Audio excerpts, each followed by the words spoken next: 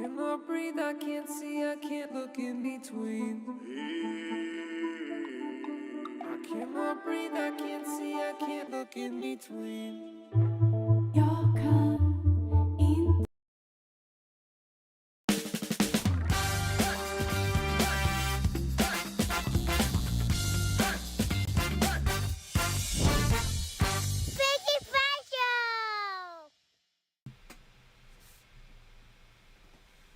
We'll go Mike Hot.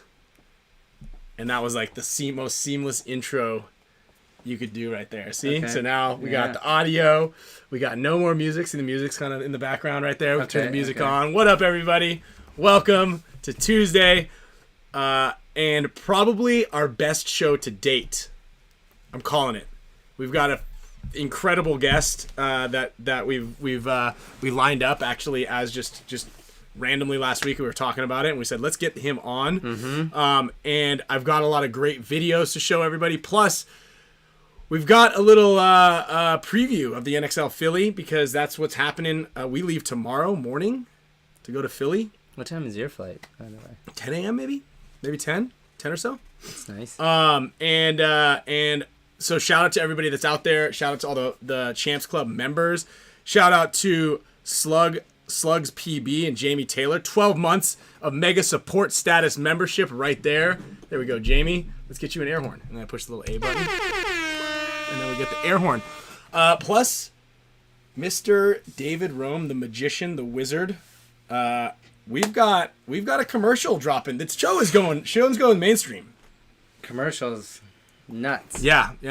I don't know if you guys have seen Top Gun. You know we've talked about it, but it's like Top Gun, Spick and Span show commercial. Yeah. Right? Someone actually asked if we'd seen Top Gun. Yeah. We've seen it twice. I've seen it now. twice. We saw it twice. In the theaters.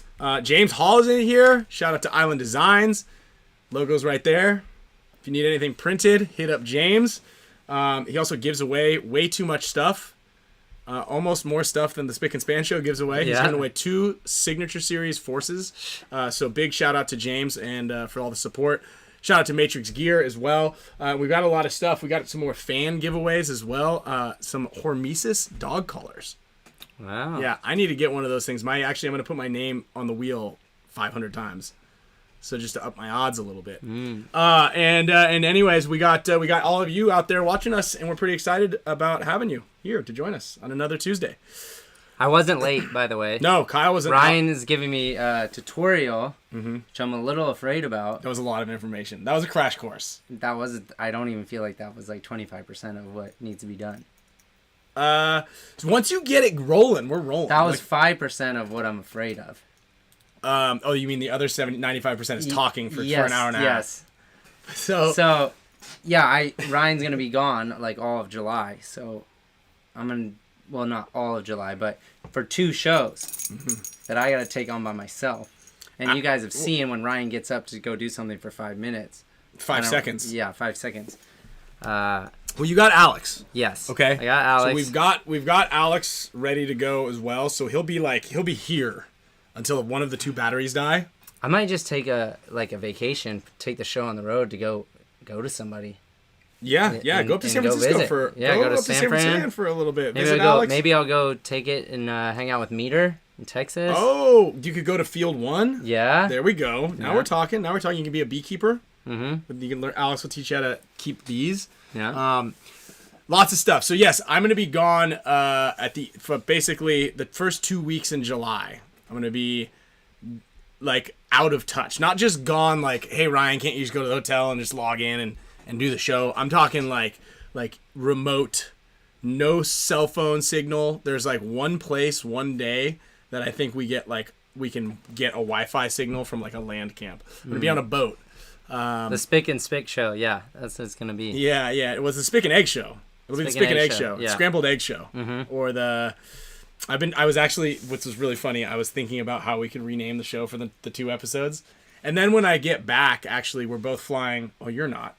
But I have to fly to the summer camp that Tuesday. So we're going to do a special Monday show.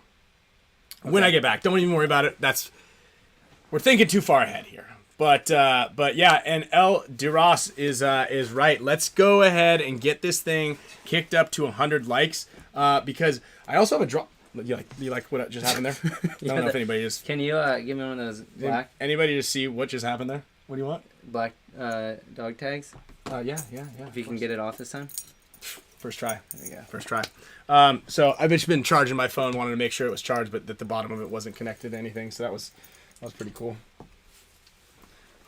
We got our stuff together here. Get to 100 likes. I'm gonna spin the wheel right away. Because I got a couple things. I got a luggage tag, courtesy of David Rome, HORMESIS luggage tag. Damien needs one of these things. Damien lost his roller bag twice on the trip. We went to the airport only twice. Someone pulled his luggage off. He's got one of the ones that looks like everything else. Yeah. Like he's got the generic roller. Yeah. So someone else grabbed his off of the bus, and his is dusty. Like, it's dusty. And he walked. He's like, someone stole my bag. Like, how does someone take your bag off the rental car bus? And then he walks out, and this old man was wheeling off. He's like, oh, sorry. And then when we were going back to the airport, he grabbed someone else's. But it was like brand new. And I go, dude, that's not your bag. And he's like, I think someone might have stolen my bag. I go, the lady's like, it's right here, man. And I was like, why don't you get a luggage tag? He's like, I don't know where to get one. So there you go. Damien. You can bring that to him.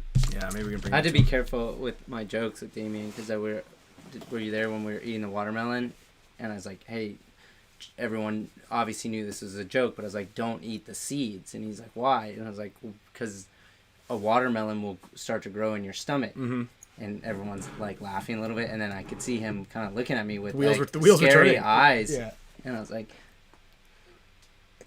yeah, don't eat it because the watermelon will grow in your stomach. And like, I'm chuckling. He's like, are you serious? I'm like, no, I'm not serious. And I was like, I gotta be careful with the jokes. And Doll and I were getting a kick out of that. He's a model. Yes, yeah. Trophy wife. Just leave it right there. He's a trophy wife.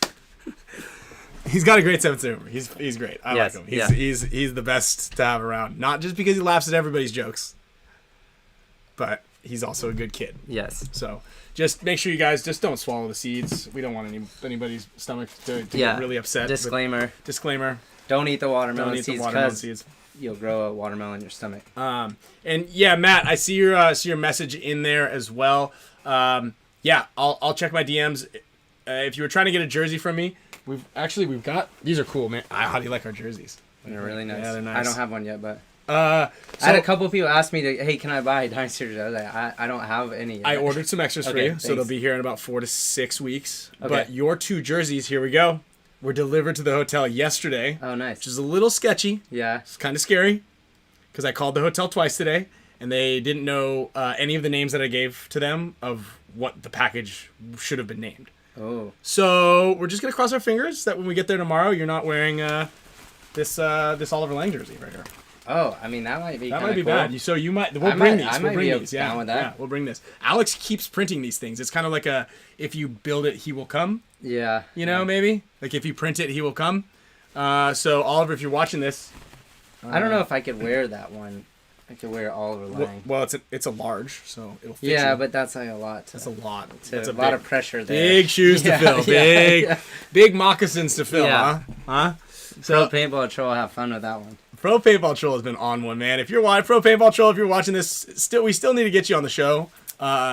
You've been very good to us. The new one of Impact was I was dying. That was a good one. That was a really good one. That might have been my favorite one.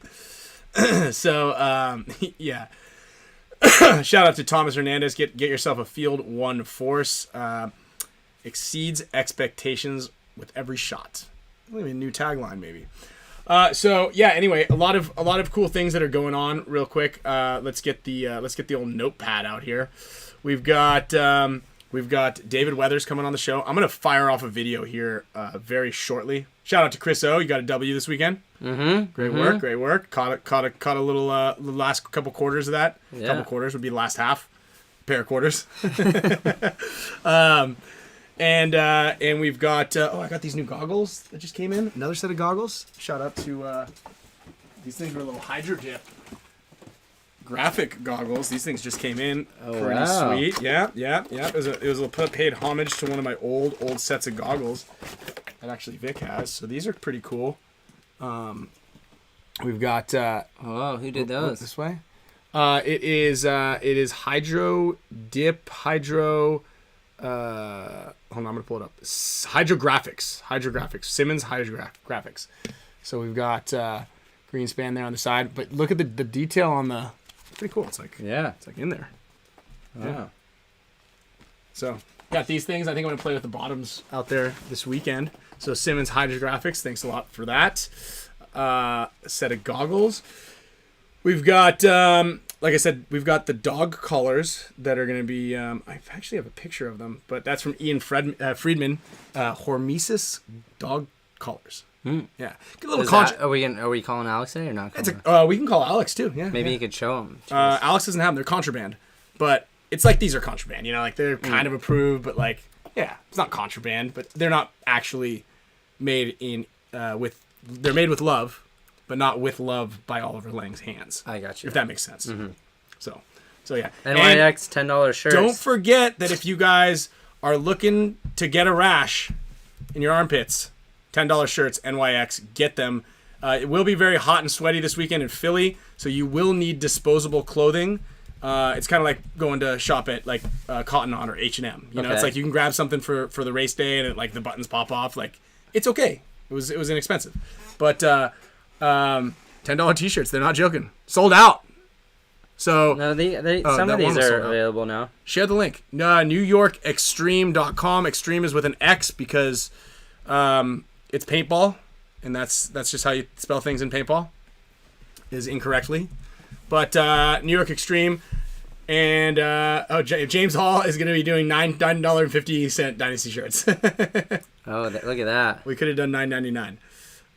So yeah, check it out, NewYorkExtreme.com/products. You can pick up and support those guys. It's just a hell of a deal. Why wouldn't you? Yeah, not bad. One side, black and white, super easy. Support the boys. You guys can Photoshop out the carpet on the t-shirts. Just tip.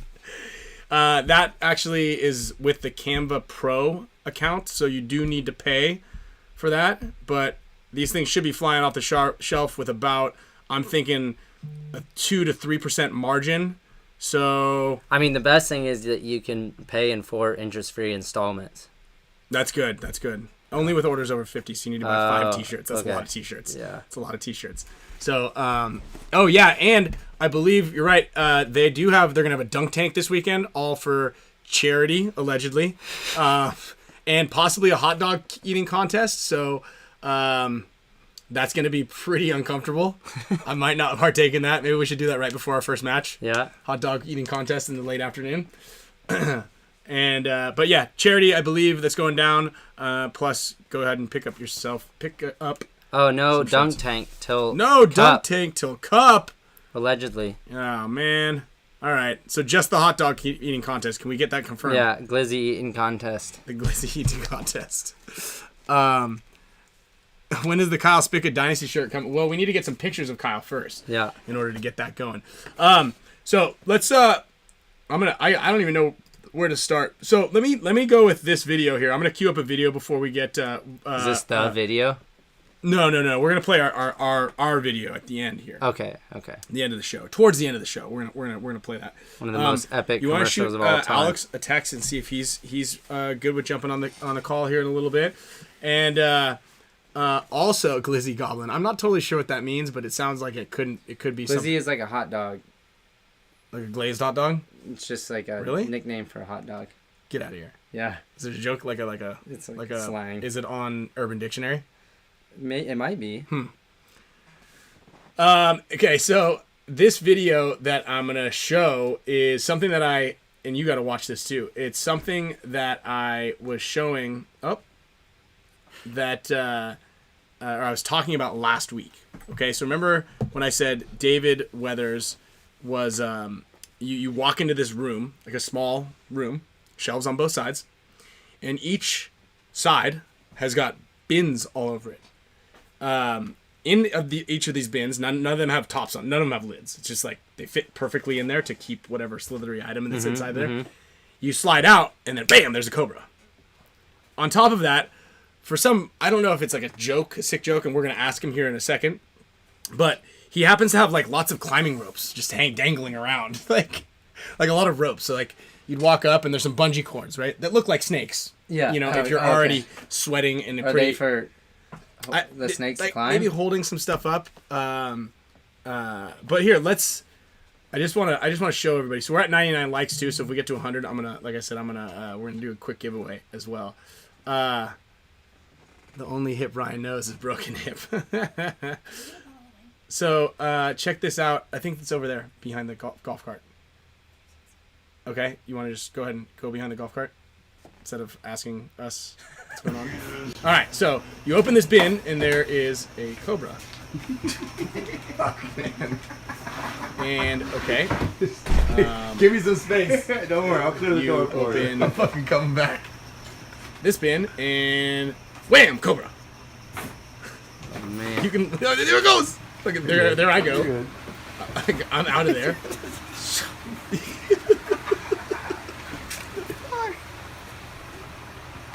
The more you freak out, the worse it is. I mean, no one seems to have a problem with what's going on right here. When the bigger ones get opened up. Hold on, and let's go ahead and open this. Like, what do we have in here?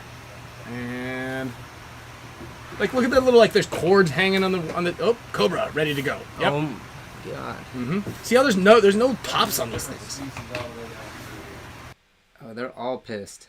Everything's pissed. That's There was what I'm one saying. of them that wasn't pissed. And been one of them was like, hibernating. yeah, he was probably like, it's you again. Yeah. Didn't I get you last time? Hey, quick shout out again to Chris O. Thank you very much for gifting those memberships. Look at that. Look at that. Look at that. And speaking of which, we are over. Shout out to Dr. Despair. Let's do a quick. I'm gonna spin a wheel real quick, and then we're gonna get David on the horn. But can you just does anybody else get sweaty when you're looking at that video? Like just kind of that seems like I it's was uncomfortable. wondering. I was wondering very- why I got hot. Very uncomfortable. You're also wearing a jacket. Yeah. But It's very light. it is a very light jacket. Is that a Dynasty jacket? Yeah. Oh yeah.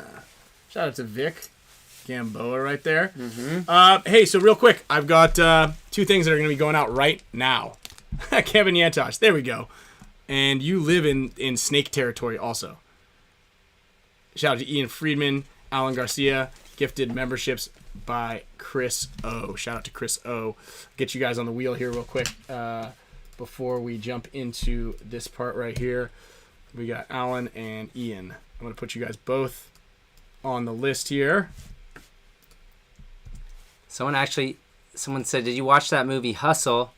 Or you should. I watched it. I was talking to Ryan before the show started. He said he's saving that movie for his trip. I'm saving a lot of stuff for the trip. 12 days, no internet, no... But that movie was really good. I heard it was really good. Was it better than Uncut Gems? I think so. Whoa! That's pretty wild. I mean, I don't know. You might think differently. Wasn't a huge fan of Uncut Gems. Oh, really? I feel like that was just an anxiety. Yeah, I mean, that's probably why I didn't like it.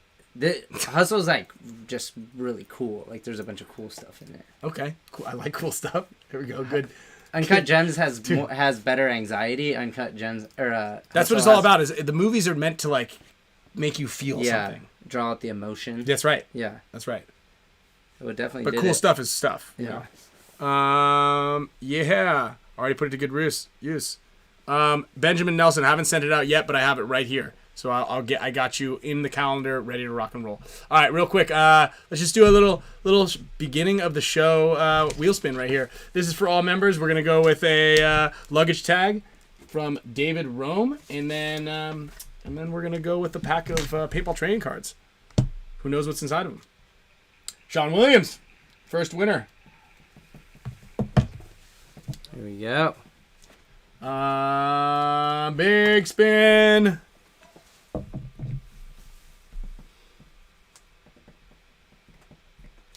Is, and yes, if you guys are currently members, Elijah Weston. Congratulations to the two of you guys. Just quick little pump right there. Elijah Wilson.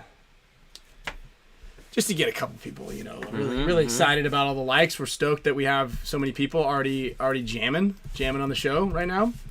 So look, let's go ahead. Shout out to Derek Weagle in the house. 7 snakes in his house. Who is that? Who just said they have 7 snakes in their house? I just caught the tail end of that.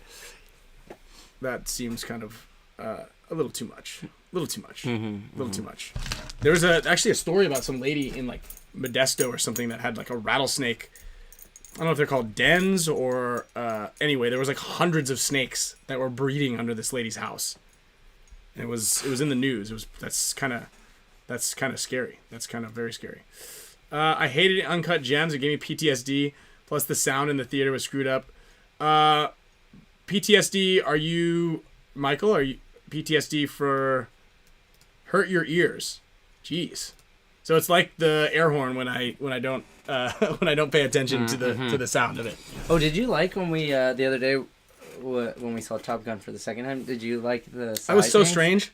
I felt like I did like that it was only certain scenes. Yeah, but I felt like was that supposed to be in the whole screen? Like did we miss something because of the? No. So we went to this screen where it was like it wasn't called IMAX, Screen X, right? So in some scenes during the movie, they projected the rest of what would have been like the IMAX version of it, or the widest screen part of it, was like projected along the side of you. So it was kind of. I think you were supposed to like feel more in like 270 degrees, like fast, because it was like only like the flight scenes. No, but it was on like the aircraft carrier, and like there were, but a lot of the stuff that was on projectors, so it wasn't like you were getting high def, and like there was an exit sign on the wall, and there was like all sorts of strange, weird things, and I just didn't quite.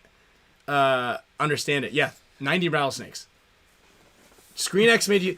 Yeah, I don't know. I just didn't quite understand it, and we were sitting so far back. Yeah, that I didn't quite. I wasn't really into it, and I just felt like I maybe was the stuff on the side of the wall supposed to be on the regular screen? At which point did I just miss out on watching the 4K version of it, and I just got some dusty ass projector on the side of the wall next to like the hand railings and stuff. Kind of ruined the experience for me. Not gonna lie.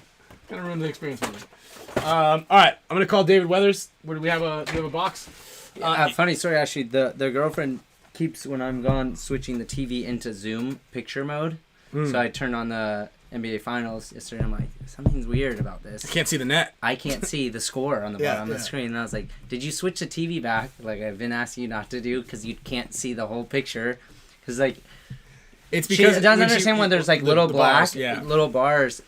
Like, why do I have a big TV? Why do I have such a big TV? Yeah, if I have to deal with that. So then I'm like, he's like, no, I didn't switch it. I was like, okay, can you just look? And then the score pops up. I was like, that's why you don't zoom all the time, because you don't get everything. Yeah. And when you zoom, it distorts the image. So like the nice TV that you bought that has 4K or 8K or 1080 or whatever is now in 720, or it's like that is now cut in half. But listen, to each their own. Everybody who's watching, you guys get it. Yeah. We get it. Yeah. We get it. Deal breaker. Where's my little box? Okay, so while we're gonna call him real quick, and I did not hear back from Alex. Okay.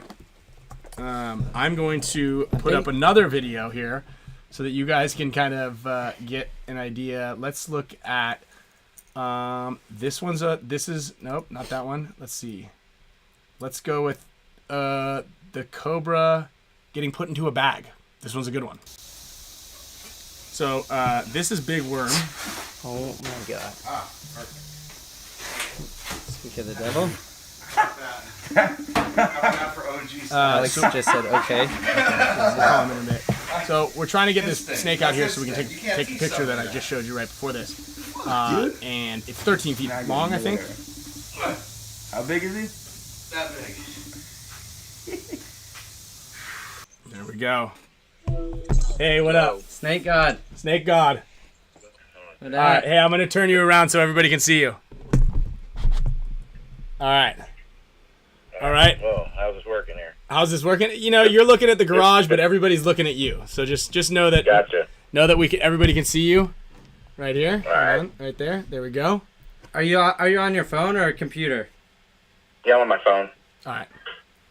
I mean, turn it the other way, or like we want me to No, do it? you're perfect. You're good. I was just asking because you could see. Right. We'll just read you if anyone has a question or anything. Yeah. Do you have a because I know you wanted to know about the comments and whatnot. So if you have. No. If there's something that sounds like needs a juicy answer for it, then just relay it to me, and we'll make sure we hook everybody up or whatever. Juicy. Well, you guys look really, really small now. Like, Don't worry about us. Just we're here. We can pop our head around every so often. You can look at the bottom of my chin if you want.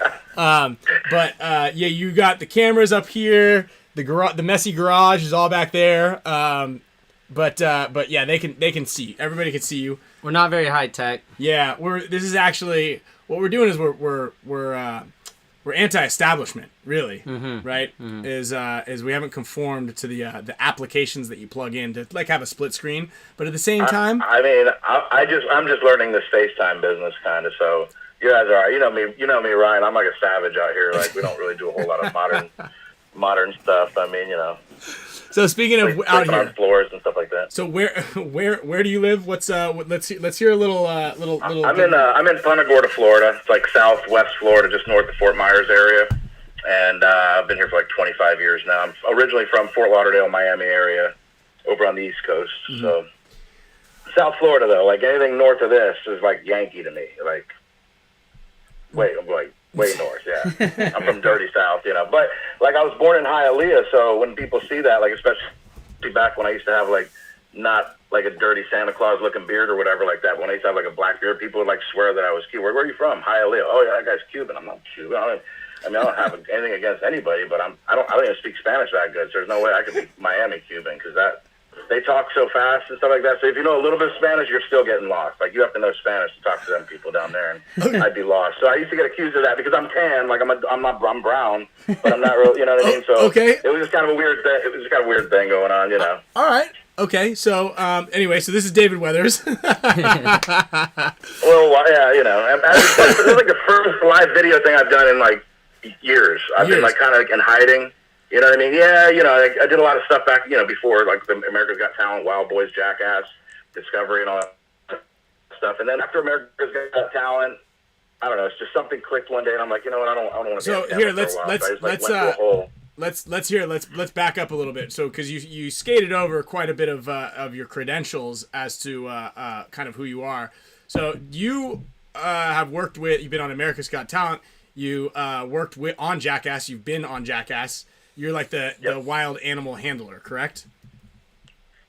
Yeah, I mean, I got several titles, like Snake Idiot and, things like that on there. But yeah, the gnarly animal dude or kooky animal weirdo or whatever. They call me all kinds of weird stuff. So, and for the most part, for just, the snake guy.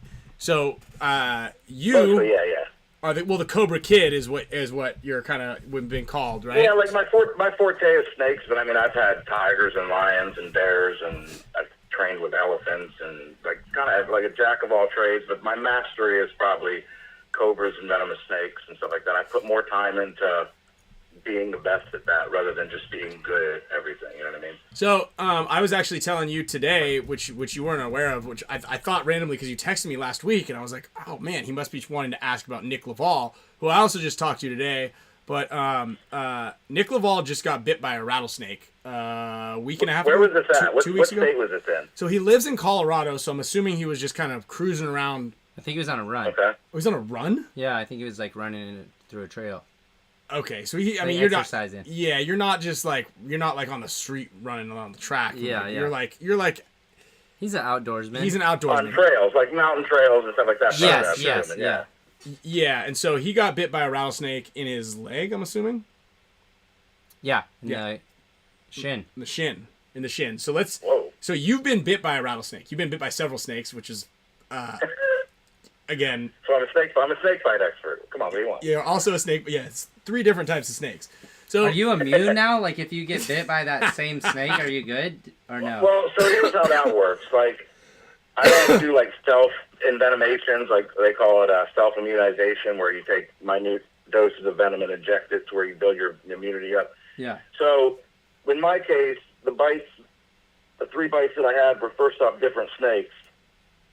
So there's not really any way to show whether I built any type of sensitivity or immunity. But it's kind of like rolling the dice. If you get bit by a snake, you can either have a hypersensitivity or develop a hypersensitivity or hyperimmunity. So I just don't know. And like in my mind, like the only way to really understand that is to go get bit again. And I'm just not on board for that. call me crazy, but I really could care less whether I know if I'm immune or not. I just don't want to get bit, and then I won't have to worry about it. That's kind of like my mentality with it, you know. That yeah, makes bites sense. are no good. Like on top of just the pain and everything else, like you're asking about what Nick, you know, like what, you know, I would know what Nick went through. It's a lot of things involved. But I got to tell you, the worst part about it's the bill at the end of it. Man, the hospital bill for a good snake bite, it's in the six figures for sure. Sometimes the high six figures, you know. I mean, yeah, like that. Really? Yeah, well, I don't know. Yeah. Jesus. So, isn't because antivenom's really expensive? Is that what it kind of is? Like that's a Well, kinda. I mean, you know what it is, man. That was a question. Like anything, it's like anything with medicine. Like they upcharge everything for everything, and it's like you're spending $25 for a Band-Aid or a cover for a needle is $50, and like it's pointless. Well, but that's only somehow or 75. another, it How do adds you up get on paper, and they're like basically give me your life, basically, you know. And so let's because antivenom, I think I was asking you this because when I was with you, I was like, what happens if one of us gets bit by a cobra? Because I'll show you another video here shortly, and I know you've been also bit by a cobra. I've been like 2 cobras, actually. 2 cobras. Okay, how about this? So you've been by why is this even funny? Like, you're supposed to be my friend, bro. You're over here laughing at me. Dude. I have been bit by 2 cobras. I was flopping on the floor dying, and Ryan's over there just cracking up. Well, it's not like you just said, I just got... Me, if you were like, oh my god, I just got bit by a cobra, I probably wouldn't be laughing, but, like, you're still here. It's kind of funny. So, hey, listen, real quick, to change the subject, because I was caught at the beginning of the show, like, when you were intro and stuff like that. So this is for the viewers. You guys can comment on this, because I think it's huge. This dunk tank idea for charity for the World Cup, I think it's better if Ryan Greenspan did it and we put alligators in the dunk tank. And if everybody's on board, comment on that shit, and we're going to get this on board. I'm bringing alligators to Cup, and we're putting them in the dunk tank for Ryan. I'm just not going to Ryan, this is not negotiable, bro. I'm throwing an idea for the public. The public rules. You know how it works, man. If they get 1 million comments on here, we got to do this. I got you. You got me. So, okay, hold on. I got alligators. We're good. I mean, you know. Yeah, I know you do because I've seen them all. I visited his place. That's where we took all those. It was actually, and this is funny, it was after we won World Cup in 2015. That's when I went down to visit. Yes. Yeah. And so that's what I was saying is that was the last win with us that you had.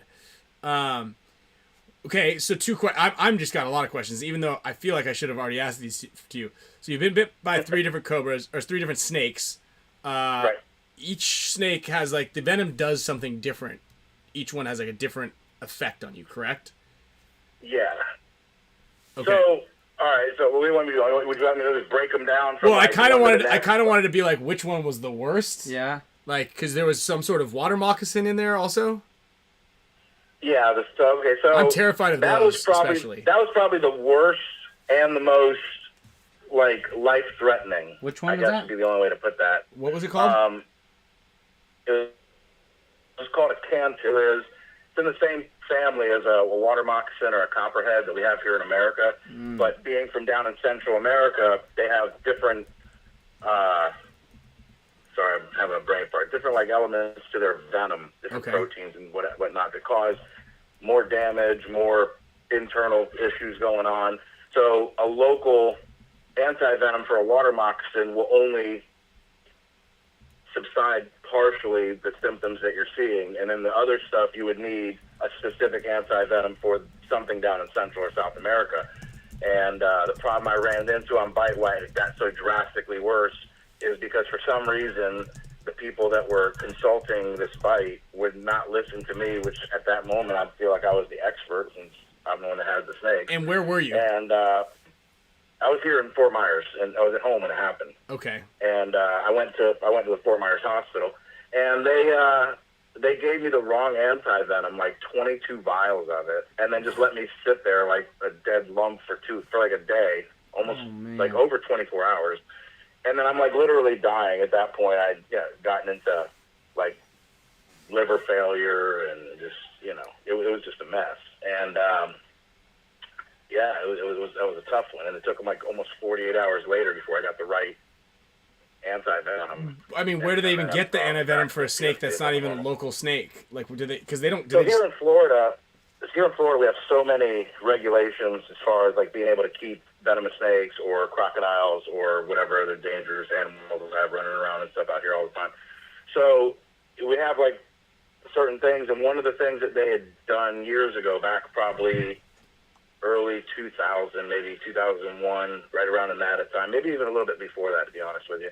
They started an anti-venom bank called Venom One, and it's the Miami-Dade Fire Rescue started this. And what they did was they had everybody submit what they were keeping in their collections. Like, believe it or not, I mean, it is Florida, but believe it or not, there's like 1,000 people in Florida, possibly more, that have collections of cobras, rattlesnakes, vipers, stuff just like I do. One of the reasons you moved to Florida. That's most. I was already in Florida, but a lot of people do move to Florida because they want to be able to keep stuff like this. But I mean, there's states, Alabama, Texas, where there's no regulation at all. You can go buy one in a pet store, pretty much, you know. No. So, I mean, there is. Like back in the day, you could have walked into like a pet store and bought a tiger in Texas. Like, oh, okay. Okay. I'll take that Cobra, please. They just don't. They just don't regulate it like they do in a lot of states. Florida is heavy regulated because a lot of the animals that are subtropical, cobras and vipers and boas and pythons and stuff, obviously, they can get loose in our state, and because of our subtropical environment, they survive. They don't hibernate. They don't get killed from too cold of winters because we don't get cold winters down here. So in South Florida, it's just like a thriving environment for non-native animals to be able to get, to survive if they got loose. So that's why it's so heavily regulated.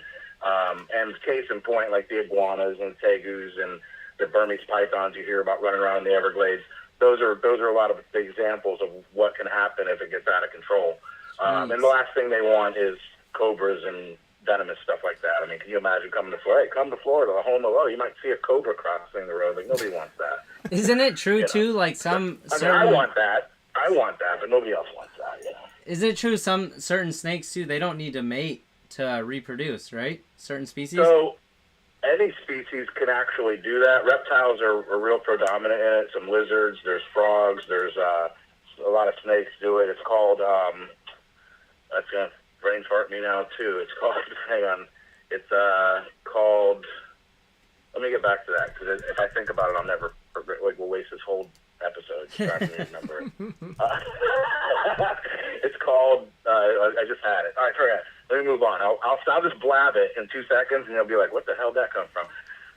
Parthenogenesis. I told you. It's called parthenogenesis, and what that does is when there's no male present, nature just kind of says, okay, like you're not going to survive as a species unless you reproduce or whatever. So it kind of like just reproduces on its own with no male present. It like fertilizes itself and has babies. I saw a case in snakes a while back where a water moccasin female had a baby through parthenogenesis like that, and it turned out to be a male, obviously, because like it's lacking males in the environment, and it ended up being an all-white male. Like it was really, really weird, like a very odd that right there scares me because like we don't need any more water moccasins. Like we don't need.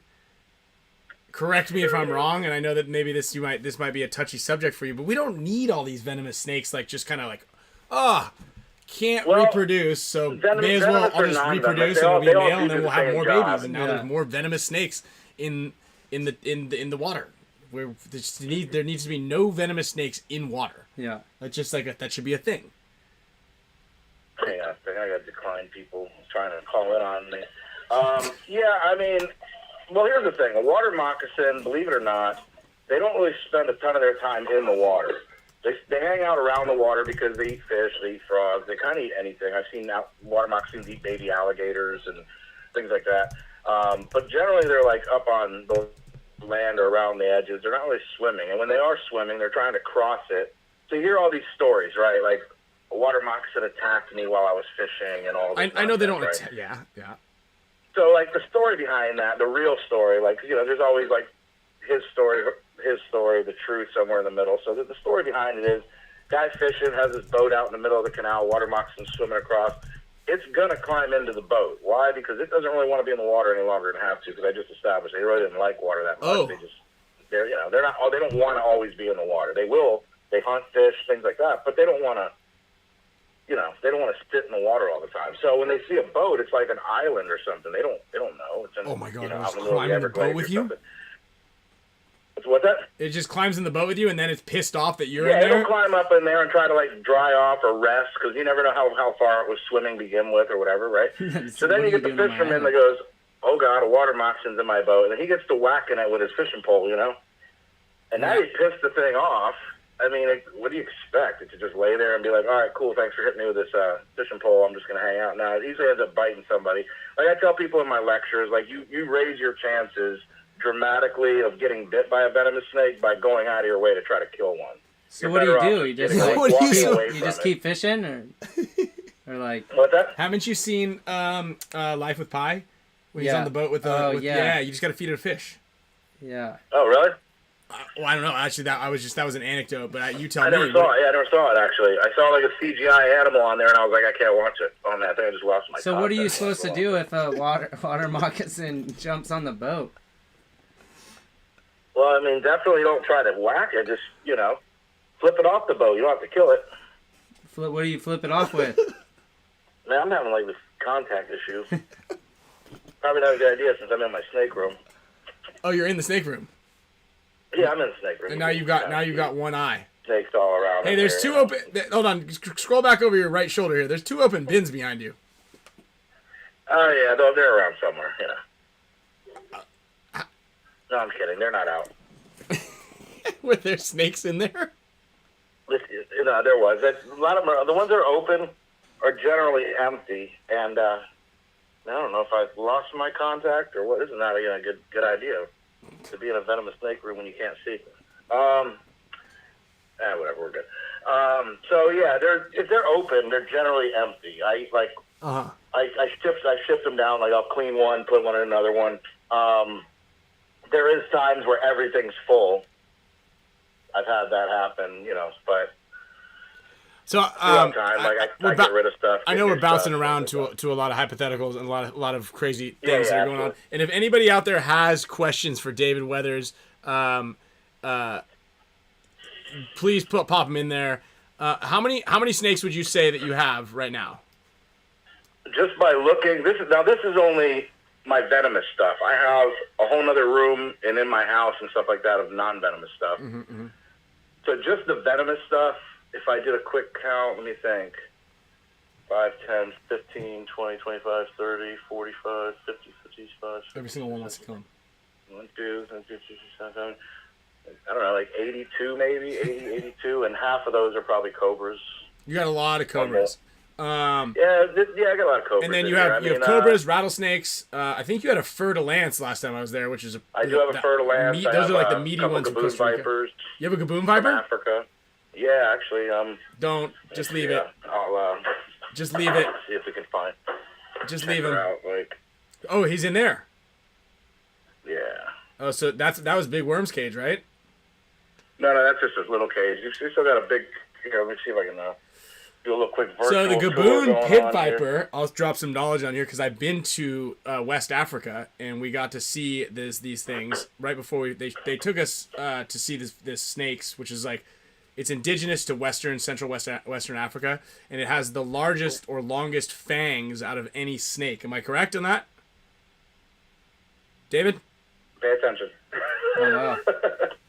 Oh. This is my king cobra here. Oh, sorry about that. Sorry. Wait, you had the glass open on that? Yeah. Well, you can't see through the glass, so I had to stick my arm in there and get a zoom. I don't know how to use zoom on this thing, so you just gotta. Oh man.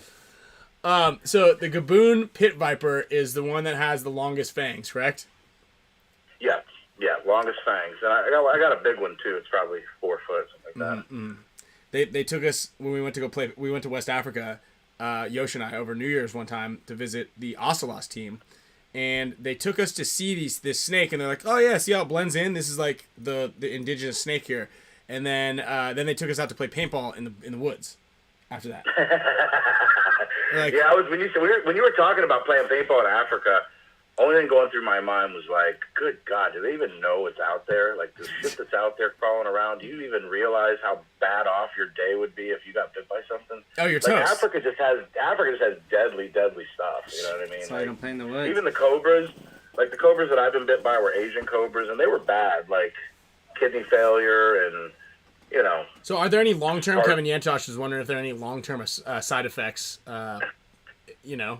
I mean, yeah. So on the camtail bite there was, I had tissue damage and ligament damage to my right hand here.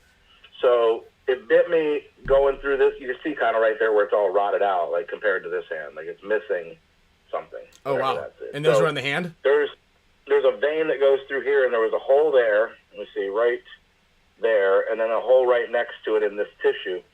So the tissue rotted out, and then this is all scar tissue in between, so I can't close that finger, like, that's just stuck like that, and I can't open that thumb any further, so this whole finger moved over, and it's permanently stuck like that. So that's the only, you know, permanent, like, physical damage that's noticeable from the snake bite. But also in the same arm, like right now, like normally, like, I can curl, you know, pretty good amount, like, I'm not a small dude or anything like that. But like right now, I can't even curl. Like I can't even pick up a cat. Like my house cat. I can't. It's like something. I have some type of ligament or tendon issues where everything's super brittle and they just get. I don't know what it is, man. But I tell you what, it's been putting me through some pain lately, and I think it's from that snake bite because of so much scar tissue and everything just kind of busting up that tissue and, you know, your blood and everything like that. So there's no good side effects like superpowers. Yeah. You don't get, there's no good side effects? I mean, nothing that I can brag about. What's your favorite snake in your collection? It's from Chase. Chase Kermit. So I don't know. That's a tough one, I guess, because I kind of like them all. But I guess my king, and then there's a couple other cobras in here that I think are kind of like pretty cool. And then I like diamondback rattlesnakes, like eastern diamondbacks. They're one of my favorite. And why is that? You know, I'm from Florida, so I grew up around them, like in the swamps and stuff like that. And I've been handling snakes since a young age. Like since I was like 10 years old, I've been handling venomous snakes. They get 6 feet. They're just super impressive. Like seeing them in the wild is just one of the most awesome experiences.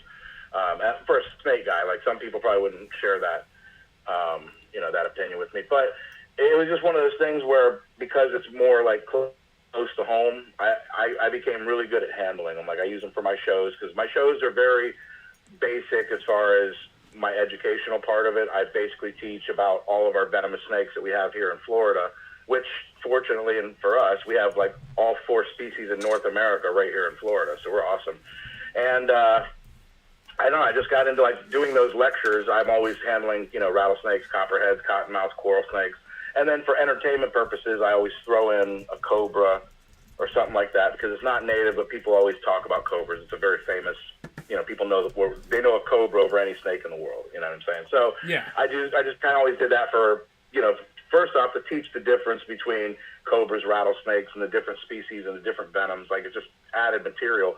But the entertainment factor, let's be honest. I mean, when you go watch alligator wrestling or a tiger trainer or you want to see this dude get killed. Like people want to see you die.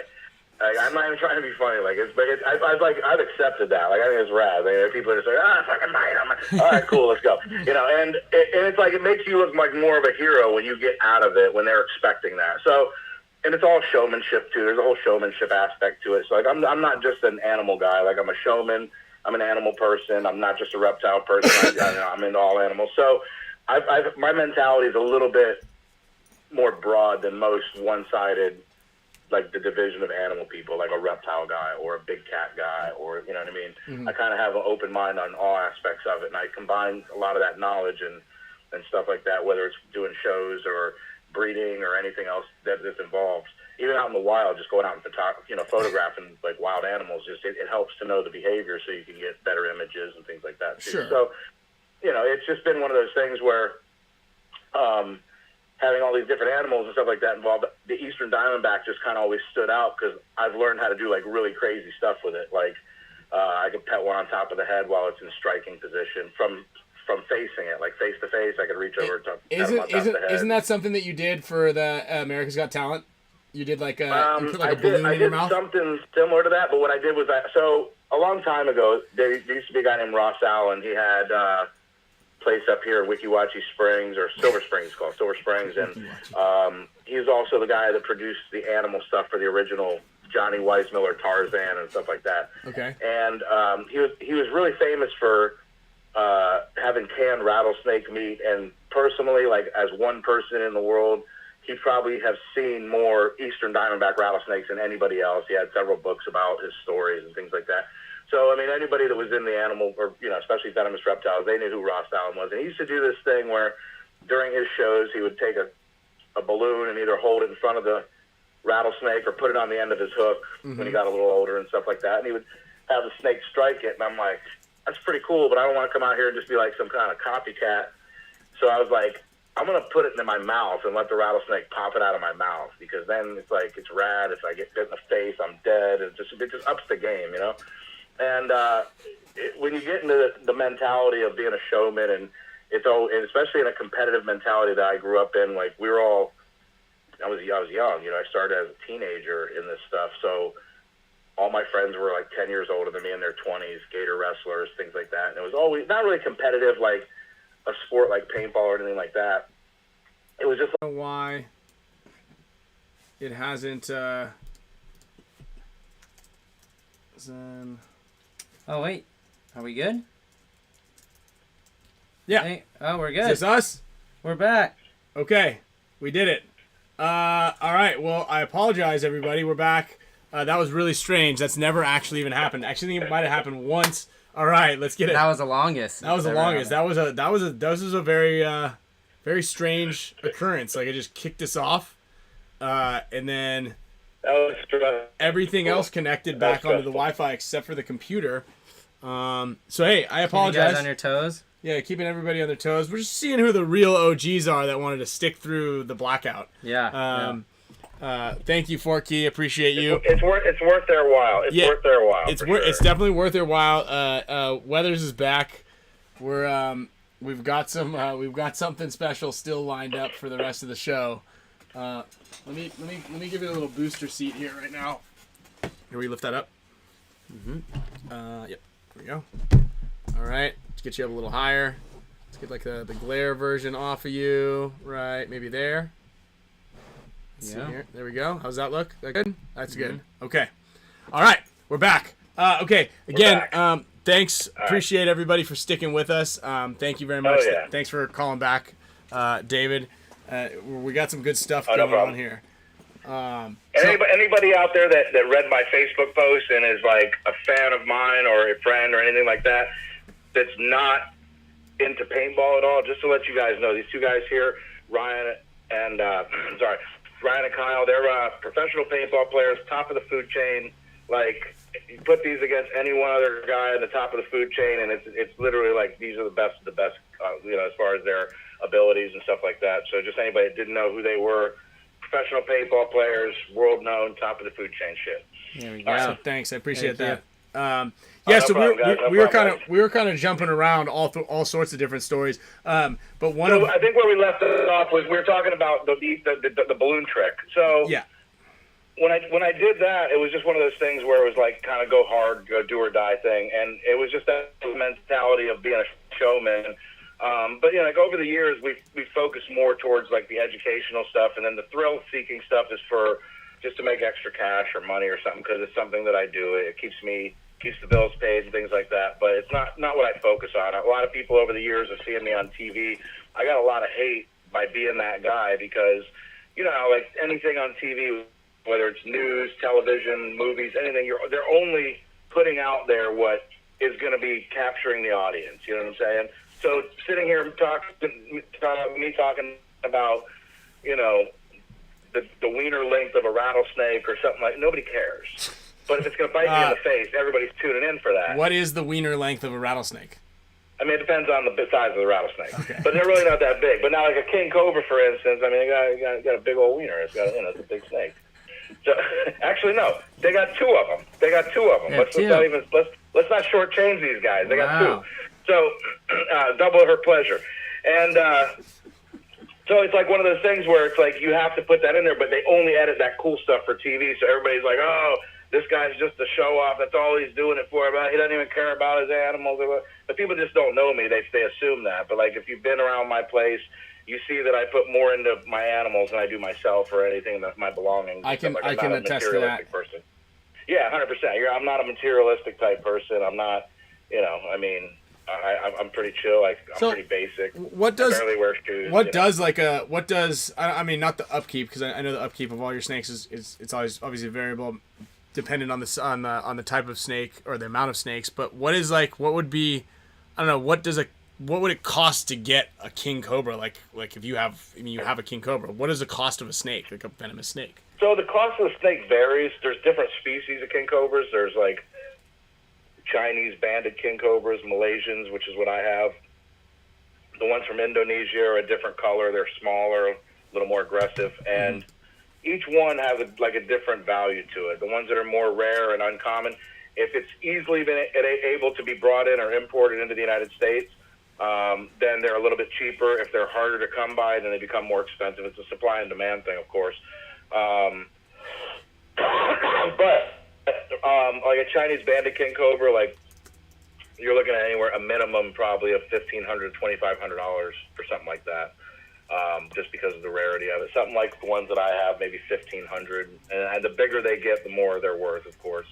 So it kind of all depends, and there's a retail wholesale value of everything, just like any trade and whatnot. And then the upkeep on them is difficult for a king cobra because primarily they eat snakes. So in the wild, they're eating a lot because they have a high metabolism, and a 6-foot snake is nothing. Like I feed my cobra sometimes 5 and 6 foot Burmese pythons from out in the Everglades. I just feed them to him, and he'll take the whole thing down and look for another one next week. You know what I mean? So you go into the Everglades, you find Burmese pythons, and then you throw them into the.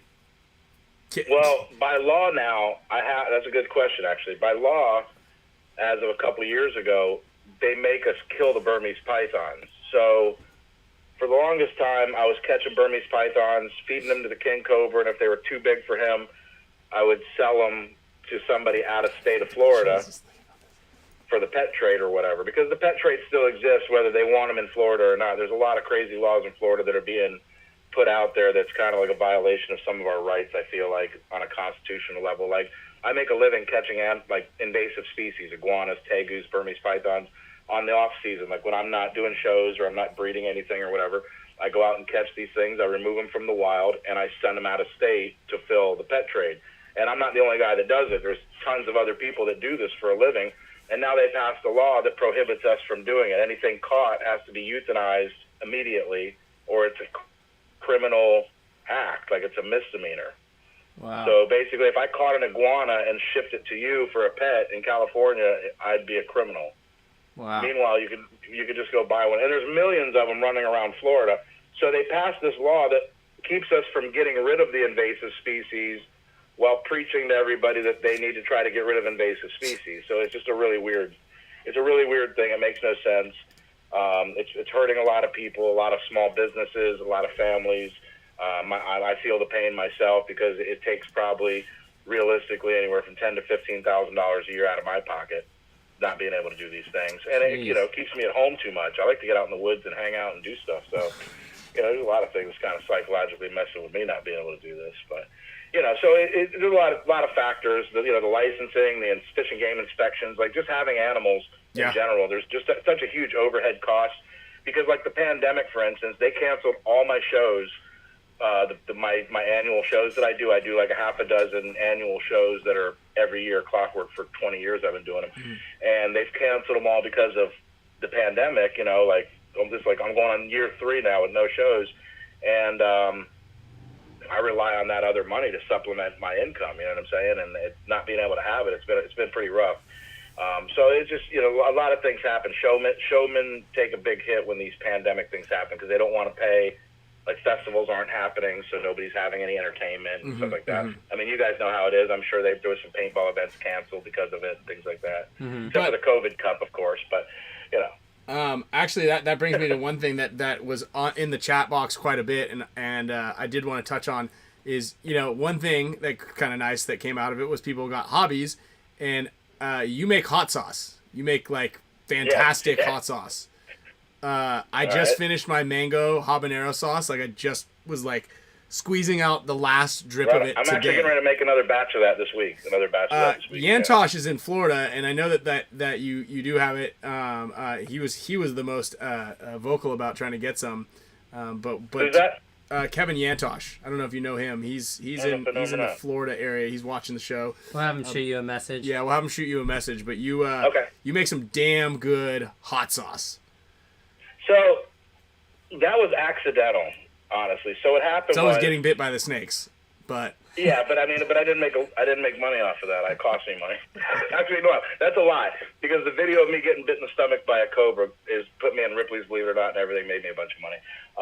So I can't lie about that. Yeah, which but just real quick, because we glaze over a couple of these. What is that? These big drops of like info. Let me knock out the hot sauce, and then what I'll do is I'll go through my 4 bites. Okay. Kind of the way they were, and that'll be it'll be some of that shit's jaw dropping. So.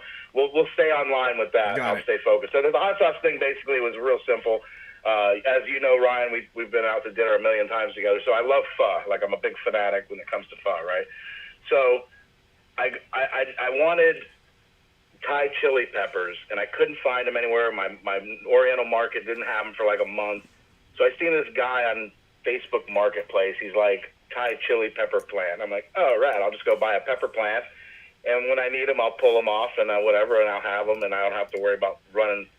You know, I'm out here in the middle of nowhere, so I don't want to drive 30 minutes to town just to get let down all the time. So I was like, all right. So I go to this guy's house to pick it up, and he had like a ton, like every type of like hot pepper you could think of, like tons of them. So I'm like, all right, I'm here. I might as well get this and that and this. And so I went home with like 10 different kinds of pepper plants. But I didn't know shit about pepper plants, so I just like. It was just like, okay, I'm bored. I'm doing nothing. Let me get pepper plants and start growing. And I started growing them, and like these things produce a lot, bro. Like when you start producing on a pepper plant, next thing you know, you got like 50, 60 peppers, and then they keep happening. Like the whole season, you just got peppers everywhere. And we know all about peppers. We're actually we're very, very in tune with eating spicy hot peppers. All right, well, awesome then. Perfect. Like I said, you got to try my new Kiss of Death hot sauce. Then it's my newest one. It's got 10 different kinds of super hots in it, and it's pretty gnarly. It tastes good, but it's got the heat's like way up from the habanero. But anyway, so I was like, I don't know what to do with all these hot peppers. Like I'm overloaded. Like I'm throwing them away. They're going bad. It's pissing me off. So I just looked up like, how do I make hot sauce? And then I got into this whole thing where I was just like bored. So I started trying this, trying that, and I like to cook already. So flavor profile is like always in the front of my brain when it comes to this stuff. And man, I just started like learning how to ferment, brine ferments, mash ferments, different things like that. Like my sauces taste different depending on how I do it. The batches are limited on certain processes. Like the brine ferments, I have very limited additions to, and where the other ones I can make 100 bottles per batch, things like that. So I learned like this ins and outs, the pH levels to keep it stable, so you can stick it on the shelf for 6 months, no problem. All these things, and it just kind of turned into a thing, man. And like you said, you've tried it. Like I haven't had anybody try it yet that says it probably wasn't one of the most flavorful hot sauces they've ever had. You know, so yeah, it's fantastic. You know, so yeah, that's kind of how the hot sauce thing came in. And the Danger Venomous, if you look on like all my labels, I'm required to put this on my cages, Danger Venomous Reptiles, and then I put the name of the snake and what kind it is. Which is smart. In case I get bit and I drop the snake on the floor and then fire rescue comes in and they see something open, what did he get bit by? Oh, it must have been this because it's open. Yeah, because if you got bit, and you gotta know what snake. You gotta call. Well, you never know. Okay, so now into bites, where this becomes important. So bites are crazy. So like the first snake bite I ever had was when I got bit by a cobra. Now we're talking 2003 is when I got bit by the cobra the first time, and I've been doing this since it started in 1988. And was this the one that was on When Animals Attack? It was on everything. It was on everything. So you guys have most likely have seen this. If you've ever been in a hotel, Hunter and Hunted, Ripley's Believe It or Not. Anatomy of a Snake Bite. It was on like tons of things. Discovery Channel, Discovery Health, Nat Geo, Wild, Animal Planet. Like it's been replayed literally like 15 times. Probably. I've seen it. So that was my first snake bite, and it was kind of weird because a cobra bite, generally, because they're primarily neurotoxic, I expected to like have breathing issues and going unconscious, have to be intubated perhaps, and all these things. So when I got bit, we were filming it because we were just filming me actually moving my snakes and boxing them up to bring them to a serpentarium that I was opening. So we were just filming the process. You know, I was into like filming everything. I was just got done doing some. As you should. We were getting ready to start doing stuff for Wild Boys. I talked to like Steve-O and Jeff Tremaine and things like that, and we had. It just had my mentality in like go film everything kind of mode. So we were just filming casually, and I had boxed up that night probably, I don't know, like 35 or 40 snakes and like 10 cobras, rattlesnake, tons of stuff. And this was the last snake of like I was boxing up, and I had done this a million times. I saw that it had like an eye cap thing, like which is a piece of shed skin that doesn't come off, and it kind of impairs their vision until you physically pull it off. Mm-hmm. So my dad, he was actually in the room with me, and I had said something, oh man, this thing has an eye cap. So he had asked me a question about it because he'd never dealt with it. Like my dad was into the animals and stuff like that, but he learned a lot from me. Like I didn't learn it from him. He learned, like lived his dreams by learning all these things that I learned through my career, right? So I remember grabbing the snake and showing him and just taking care of the situation right away, but showing him how to do it or whatever. And when I went to throw the snake back in, it landed like really backwards and awkward. So it caused it to catapult forward and grab me in the stomach. And I remember pulling it off, and it wouldn't let go. And I thought it was just caught onto my shirt. And then I could feel it sink its teeth down like hard into my stomach. And I was like, oh shit. And I remember saying that like on camera, like, oh shit, it bit me. And I was like, I'm bit. We got to go to the hospital. And I squeezed it, and so you could see like clear venom or yellowish venom coming out.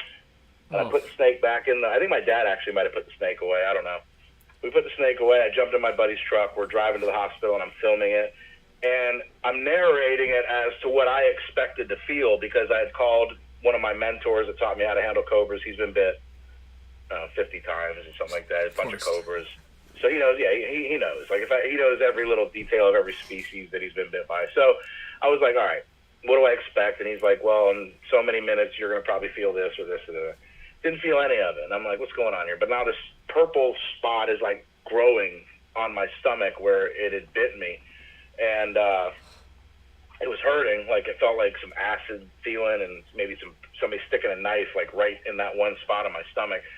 But that's really it. Like I wasn't feeling like lightheaded. I had no problems breathing. I had no, everything was good. So I get to the hospital, check in. They call the venom people. It's going to take them time to get over here. There was something going on, and they end up using like a forestry plane to fly over the anti-venom because of the helicopter was out of commission or being used for a trauma or something. So how much time do you normally have? Like how much time? So if you can get to so here's what I tell people: like getting the anti-venom as fast as possible is key, but getting to the hospital fast enough before the venom can react to do things that could be fatal is even more important, or even an ambulance or something like that. So technically, they should be able to save you symptomatically. Like if you have, like if you're going into like you're losing your breath, what do they call that? I don't know. I get it. Respiratory failure. Sorry. Okay. When you go into respiratory failure, they intubate you so they can keep breathing for you until whatever, right? So symptomatically, a hospital or a doctor should be able to keep you alive if you're going through kidney failure, liver failure, or whatever's shutting down. They can synthetically keep you alive nowadays, right? So that buys you enough time to get the anti-venom to start counteracting the actual effects of the venom and to start improving in your condition. So getting to the hospital to me was like priority.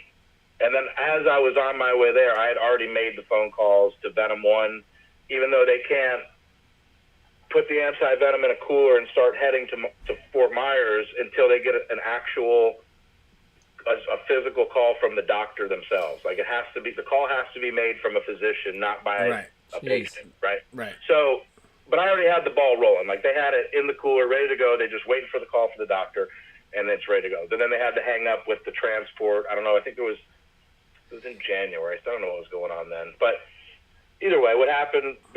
it was like 3 or 4 hours later I got the anti-venom. I was in the hospital for like 3, 4, 5 hours before I got it. So by the time they brought the anti-venom there, I felt good. Like, I didn't feel like I was dying. I didn't feel like I was going to, I just felt like, all right, like it wasn't that bad maybe, or this is the worst of it. I'm good. And like, I wasn't getting worse. You see what I'm saying? So I'm like, I don't want any anti-venom. And they're like, what? I'm like, yeah, I'm good. Because technically you don't want to take it unless you have to, because there's other things that come along with it. Like, some of those anti-venoms are made from horse serum. Generally people have an allergy to that. So things can just get worse before they get better. So it's like, if you don't need it, don't take it. It's one of those things amongst snake people, right? So it's also really expensive. Hit me with the anti-venom. Brian's like, I'm not really feeling that. Yeah, I'm not really feeling it. Does my insurance cover this? Yeah, I think I'm just good. a little sleepy. I think I just need to take a nap. Yeah, I'm just a little sleepy. Just hit me with some of that saline right there. So what happened was, I had said, man, I don't really want this. And the guy that had brought the anti-venom from Venom 1, he was the captain at the time, and he's like, David, you need to let these people, you need to okay us to give you this anti-venom. And I'm like, man, I feel good. He says, man, according to your charts, man, he's like, you're going into preliminary renal failure, like your kidneys are shutting down. Oh wow. And I'm like, no, they're not. Like, shut up. Like, and he's like, all right, I'll tell you what. He said, how about this? And he gives me like a piss bottle, and he goes, they've given you a liter of fluids in the last hour. He's like, do me a favor and go take a piss, and so we can check your piss. I'm like, all right. Grabbed it, went to the bathroom. I couldn't piss. So you're fully mobile, though. Fully mobile, yeah, because it's not really shutting me down. And I didn't find out why till later. I'll explain that in a second. So I didn't have any of these normal Cobra symptoms, and that's why I thought that I was okay. But what was happening was it was shutting my kidney down on the inside, and I was like going into that. So they gave me the anti-venom, and then within like a couple hours after getting the anti-venom, I was able to like start to go to the bathroom again, and I was urinating, normal again, things like that. They had to like catheterize me, which, by the way, people out there, dudes, especially dudes, I don't know about how chicks go through it, but bro, that's the worst thing in the world, man. You don't want to. And then they lie to you, and they say it doesn't hurt that bad. No, listen, things ain't meant to. We got it. I'm glad that you had a little cutout right there, but yes. So, okay. Now, this has been asked a couple of times. Do you keep anti-venom on hand? Yeah. Or you do? So, they gave me the anti-venom. I end up coming out. And then afterwards, I was still have like this weird pain and some swelling in my stomach. So what had happened is I'd had a secondary infection start from the bite itself like a week later. So like 10, 12 days later, my stomach had gotten this giant abscess on the inside, but you can't really see it. All you see is this little tiny bump, and you're like, oh, okay. So I'm in the shower one day, and it's just hurting to the point where I'm doubling over a little bit. I'm like, man, what is going on here, So I'm in the shower, and I start, like, squeezing on my stomach, and I'm like, ugh! And it blows out like this big, giant abscess zit thing with colors of the rainbow coming out of it. Dude, Alex Frazier would, if you filmed that, you could sell that video to Alex Frazier and Brandon Short. They love those videos. So what? I said if you have a video of that, Alex Frazier and Brandon Short will buy that from you. I don't think I do, but I do have some gnarly video of me like cutting all the stuff out of it and stuff like that. But anyhow, so it blows out, and there's a flappy, nasty, dead, gooey skin hanging off. So I'm like grabbing gauze and stuff, trying to peel it away. And I can't really see because, like, I'm not super flexible, but I can, like, see down. I see this hole. It's, like, this big, right? And I'm like, man, that's kind of, I wonder how deep that is. So I get this mirror, and I'm, like, looking around with a mirror. And, bro, this thing, you can see, like, the body wall that holds your intestines in. So like the venom, basically the venom when it was going through your body, that area that they bit just kind of just killed all the flesh. Localized and then got infected. Caused a bacterial infection. So when it abscessed, it exploded. So like it's like a zit. When a zit pops, got it. From the zit, the inside's like hollowed out, right? Yeah, sure. So I had like a hole the size of like a grapefruit inside my stomach. I'm walking around like this for weeks. Oh.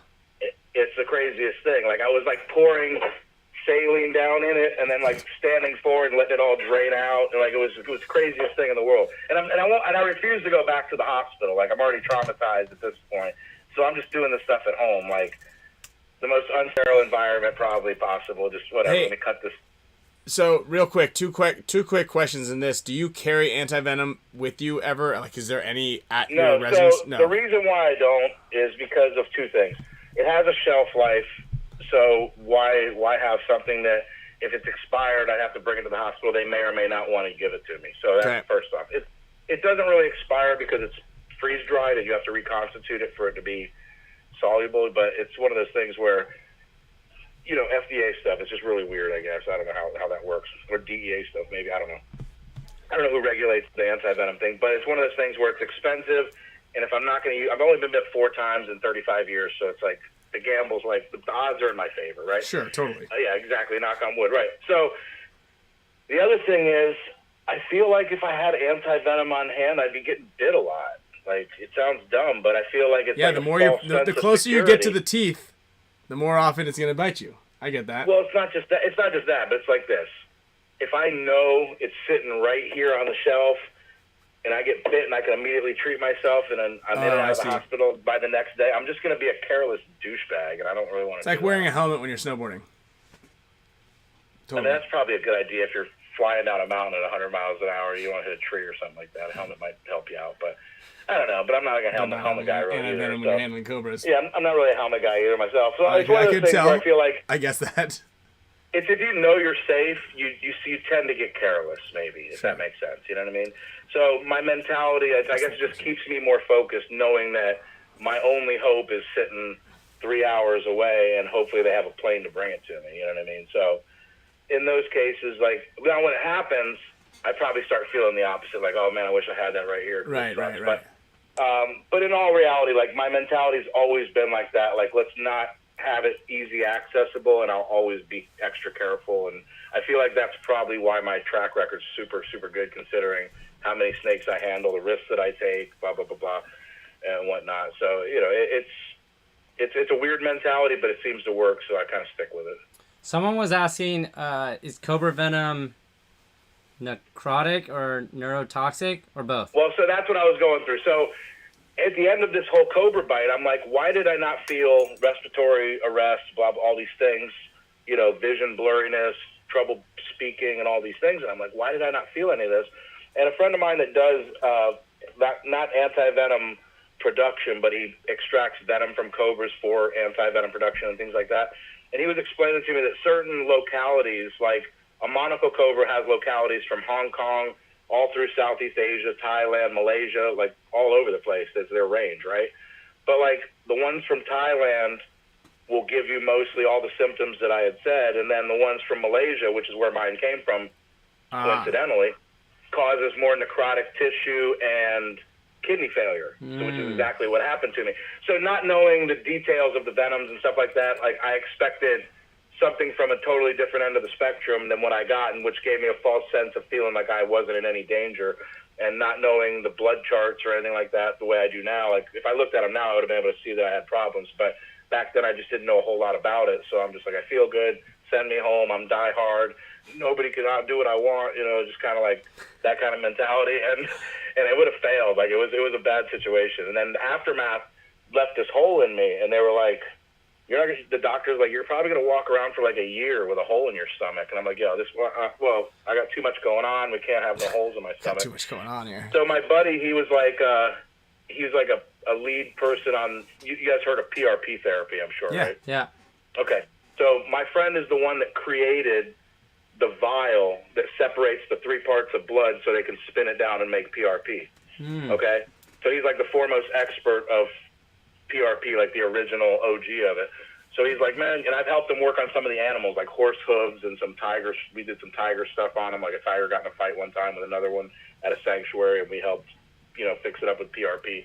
So we had all these things going for us, and he was like, hey, man, why don't we do PRP on your stomach? He's like, what's the worst that could happen? It doesn't work. And I'm like, yeah, I'll try it out. So we put it in there, totally sterile environment, my snake room over at work. And he ended up putting it in there, and like 10 days later, bro, I had a scar and a scab, and that's it. It was totally healed in like 10 days. Oh, crazy. Wow. Unbelievable. Wow. Yeah, it was like, that was a big part of the story for Discovery and stuff. It was like this miracle cure that worked for that, and I was a big part of his PRP symposiums from it and everything. Like, it was a huge success story. And so that was bite number 1. So bite number 2 comes around a year later, maybe. It was a Eastern Diamondback rattlesnake. I was just handling it, cleaning cages. I noticed it had a lump or something on its tail, so I like touched it to see if it was just dry skin or something. And whatever it was, I still don't know what was wrong with it, but it was very, very sensitive, and it was a very, very bad thing for me to touch because it was like a hair trigger. And as soon as I hit it, the snake came back around, and I saw it coming. Like, I'm pretty quick for the most part, but when I saw it coming, it kind of came at a weird angle that I've just never seen a snake come at. So I thought I was good, and it ended up catching me with like one fang barely in the side of the hand. And I was like, oh man. And coincidentally, I was on the phone on my Bluetooth. I was on the phone with or a headset, not Bluetooth back then. Air I'm Force on the Venom phone 1. with the Venom 1 guys, right? Of So course. I just happened As to you be on should the phone with be. him. What's that? As you should be whenever you're like, I just like that you're doing two things. Coincidentally, so he's like, I was like, man, I just got. I was on the phone. I was back. watching Jerry Springer, and I was touching the snake, and I was cooking some eggs. You know, I had a couple things going on. So it was like one of those things where he was like, well, man, he goes, how do you feel? I'm like, I feel fine. I was like, so I wait like 10, 15 minutes. And then all of a sudden I'm like, man, I don't know, man, something feels weird. And he's like, what do you mean weird? I was like, I don't know, man. So I'm starting to feel tingly, like maybe I just got bit by a snake. I feel venom traveling through my arm a little bit, you know? And he's like, is it swelling or hurting? I'm like, no, it just feels weird, man. Something just feels weird. And I feel some taste in my mouth. And he's like, bro, hang up the phone and call 911 right now. And I'm like, oh, God. So, and I'm stubborn, so I'm like, it can't be that bad. I feel like everything I've heard about rattlesnake bites is they're extremely painful, and they're this, and they're that. No. And I feel none of these things. And I'm like, dry bite, whatever. Let me go back to cleaning cages. And I did. I went back and cleaned cages for a little bit. And I started feeling weird again. So then I was like, let me call 911. So I called 911. I'm like, listen, I just got bit by a rattlesnake. And, I'm starting to feel some type of symptoms. And I think I need to go to the hospital. So they're like not far from me. I have a fire station a mile away. So I was thinking, okay, cool. They'll get here pretty fast.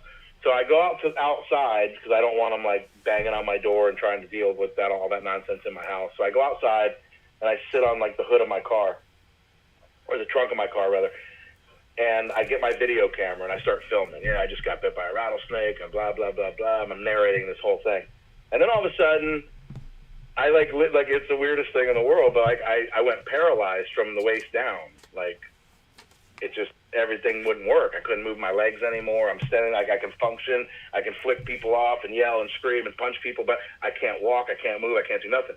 So the ambulance pulls up, and you've been to my house, Kyle. Ryan. So you know where, like, my driveway is like 100 yards from the house, right? Off the road. Mm-hmm. These guys park the ambulance in the road and start walking this stretcher up my bumpy dirt driveway, and I'm going, why don't you just drive? I'm yelling, just drive up my driveway. I'm over here dying. Like, I can't move my leg. I'm like screaming, pissed off. I'm throwing a fit. So they come over there with this stretcher, and they're like, all right, let's get him off the trunk of the car. Because I'm like stuck on the trunk of my car now, just laying there, like dying, like paralyzed. And so then they take me off, lay me on the ground. They're trying to, like, ask me all these questions that make no sense. And they're like, can you move? I told you I'm paralyzed. I can't move my legs. Like, did you have problems moving your legs before you got sick? No, I'm a perfectly healthy person. I'm a perfectly healthy, sane individual. Yeah, until I decided to get bit by a rattlesnake. So they finally, like, pick me up to put me on the stretcher. But, like, they don't, like, pick me up, like, with any humane, empathetic sense. It's more...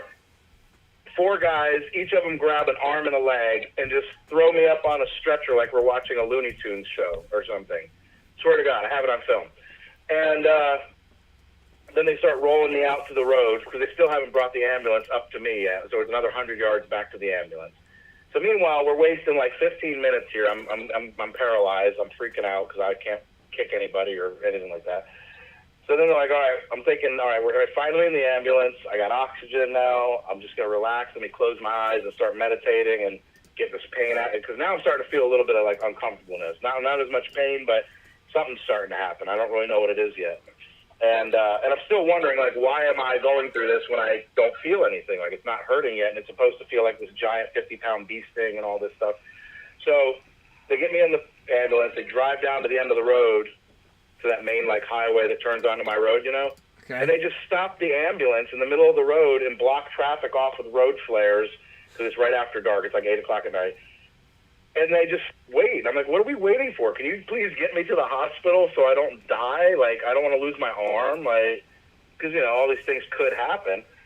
And they're like, oh, we're waiting for the helicopter. Oh, like, nice. And I'm like, Silver wait a minute. lining. I drove there myself the last time in 15 minutes. Why are we waiting for a helicopter? Like, it'll be here any minute. So it took like another 10, 15 minutes for the helicopter to show up there. And I'm like, this is ridiculous, you know? So then they load me in the helicopter, and then I got this prick in there going, what's your name? How old are you? I think I was 28 at the time of this. It was a couple years after my first fight. So I'm like, I'm 28. His name's David Weathers.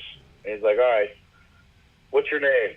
I just told you my name. All right, I'm just trying to make sure that you're giving us, you know, conscious answers instead of just, you know, I'll be making sure you're there. You're all there. I'm like, dude, I'm all here, and it really, really hurts right now. Like, let me like zone out. Please leave me alone. Just tell me when we get to the hospital. All right, how old are you? What's your name? And I'm like, really, dude? And the guy just kept asking me the same question. How old are you and what's your name? And I'd tell him. And finally, like the fifth or sixth time, I said, listen, you should know my name by now. And if I got to say it one more time, you better know how to fly, because I'm going to throw you out of this helicopter. And then that was it. They strapped me down like I'm a criminal, like with these nylon bands to my legs and my arms to the stretcher. We were in a helicopter, and you just... Yeah, I was going to throw this guy out. Like, he was done. I was over this guy. So it was turning like this whole thing, and then they get me in there, and then they gave me, like, not enough anti-venom. Like, I had the worst That's what Nick medical said, history when too. it comes to So it was like a 4-foot diamondback, one fang, but it got me in a vein, which is very fast delivering through the body, and which is why there was no pain, no swelling, and it was just all these internal things happening. I found this out again later, like the more you know, right? And so they gave me not enough, and the way the new anti-venom for rattlesnakes is, it's not made from horse serum, which lasts in the body for 12 or 24 hours or something. I don't know the exact, but it's a long-term affecting antidote, where the new ones are refined from like sheep serum, which it basically runs through your body within like 2 hours. So you just got to keep pumping yourself full of it until you start to physically see the symptoms subsiding, and then you maintain, you know, doses every hour, every 2 hours or something like that, whatever the protocol says. But for some reason, they decided to give me like 3 vials and let me sit for 24 hours. So the symptoms went down a little bit, and then all of a sudden they got worse, and my arms swelled up 3 times its size. And now I'm in like this crazy pain where my muscles were like creeping like under my skin, like I was like bubbling all over my face, and my neck was like jumping around, and like it's called ptosis, and it's the weirdest feeling in the world because you can't control it, and your skin's just crawling like there's an alien under it or something. And then I started going through these convulsions where like every muscle in my body would tighten up all at once and hold for like 20-30 seconds, and then it would release for like 5 or 6 seconds, and it would do it again, and it did that for it's a great workout. Oh my God, listen, within the first 30 minutes I was so fatigued I could barely even like talk or breathe. Like I was dying. Like it was hurting so bad from that much, and it did it for 2 hours uncontrollably. There was nothing I could do about it. I was on like, what do they call that stuff, Dilaudid and stuff like that, and I was still just going through it like I was a crackhead or something. Didn't care. It was wild, dude. It was like the most, at this point in my career, this is like the wildest experience that I've been through. Like I've been bit by alligators and tigers and bears and things like that. Like I've been attacked by some cool, crazy shit. That sounds pretty lousy. But it was a super, super weird. I'm like, it can't get any worse than this, you know? So anyway, all in all, I'm in the hospital for like 3 days or 4 days on that one. I get out. I recover pretty quickly. It wasn't, no long-term effects, no permanent damage, everything, knock on wood. It was just a super good recovery considering the traumatic experience I had going through it. But now I got that chalked up where I'm like, okay, I know what it feels like. And then like you get PTSD about it too, because I got to feed 100 snakes every week when I'm in here. So when I throw a rat to a rattlesnake, and I watch it nail it, and it just rolls over, and it's dragging its legs around because it's paralyzed from the waist down. I start to feel for it now because I'm like, I know exactly what you feel like, buddy. Like, it doesn't get better. Sorry. Sorry, buddy. You know what I mean? So, it's like, well, it's kind of like grew a conscience to me because of that, because I do know exactly what they feel like when little they go empathy to the mice that you feed every week. Do you want? Bit, yeah. So, hey, you're in your snake room, the venomous snake room, and so Yantosh is especially excited about seeing a snake in there, and he's actually local too. But what without like being the Spick and Span show that takes you down, what do you got for us? Let me see if I can do that. How many times can a snake bite? Can it bite multiple people? Kind of like if it like in a row? It can, but it's like venom is like saliva, where right. It can't really. They can't like keep replenishing it. So after a minute, it like if they bite and put a lot in there, the second person's not going to get as strong of a dose.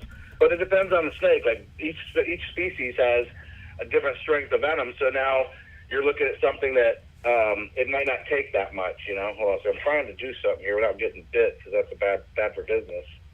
Okay. So here's a cobra here. Okay, we need to.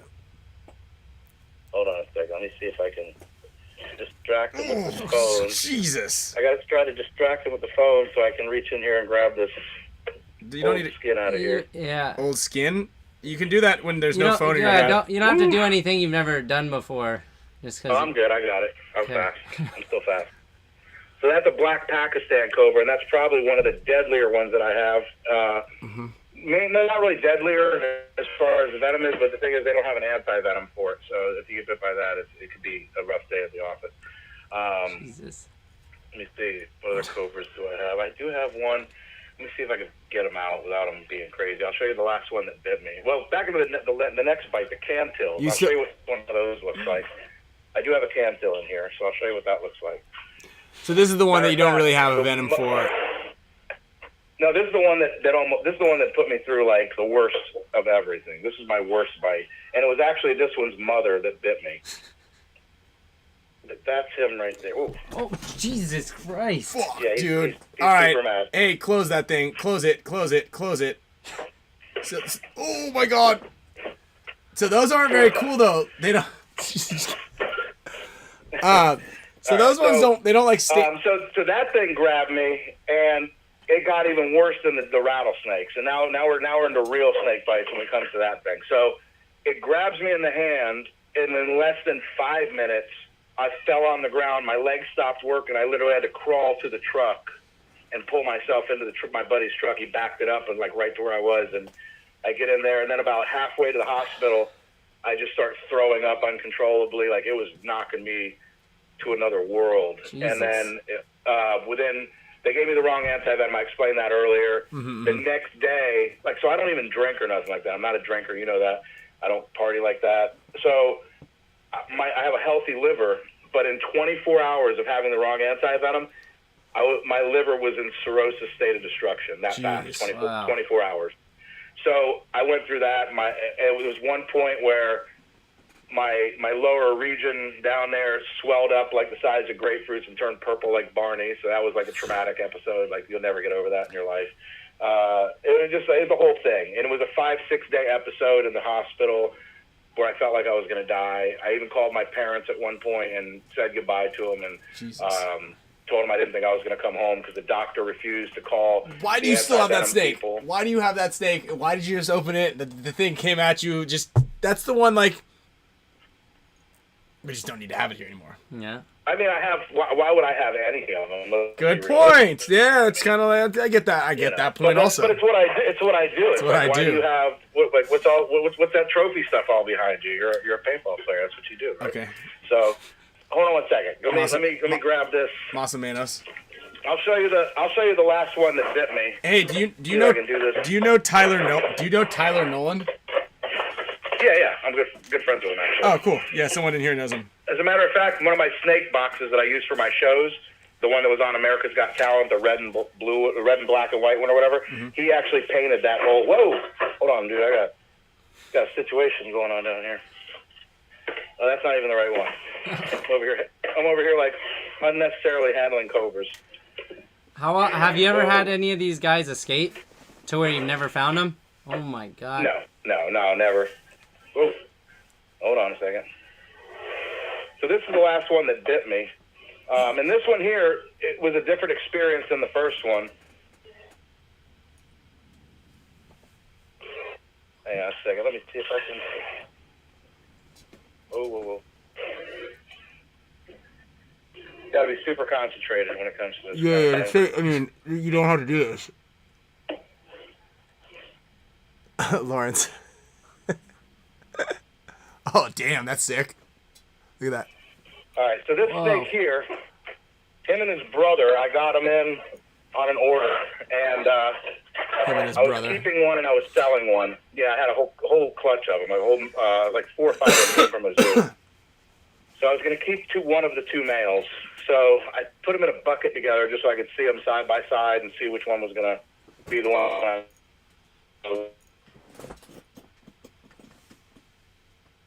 Oh, no. Okay, well, we still have Wi-Fi connection anyway. We might have just lost David. Hopefully it's just an internet connection. He didn't just get bit. There we go. There we go. Coming back. So anyway, yeah, that's super gnarly. Kevin Yantosh, I do want you to go visit him. You back? Yeah, I'm back. All right, we lost you for a second.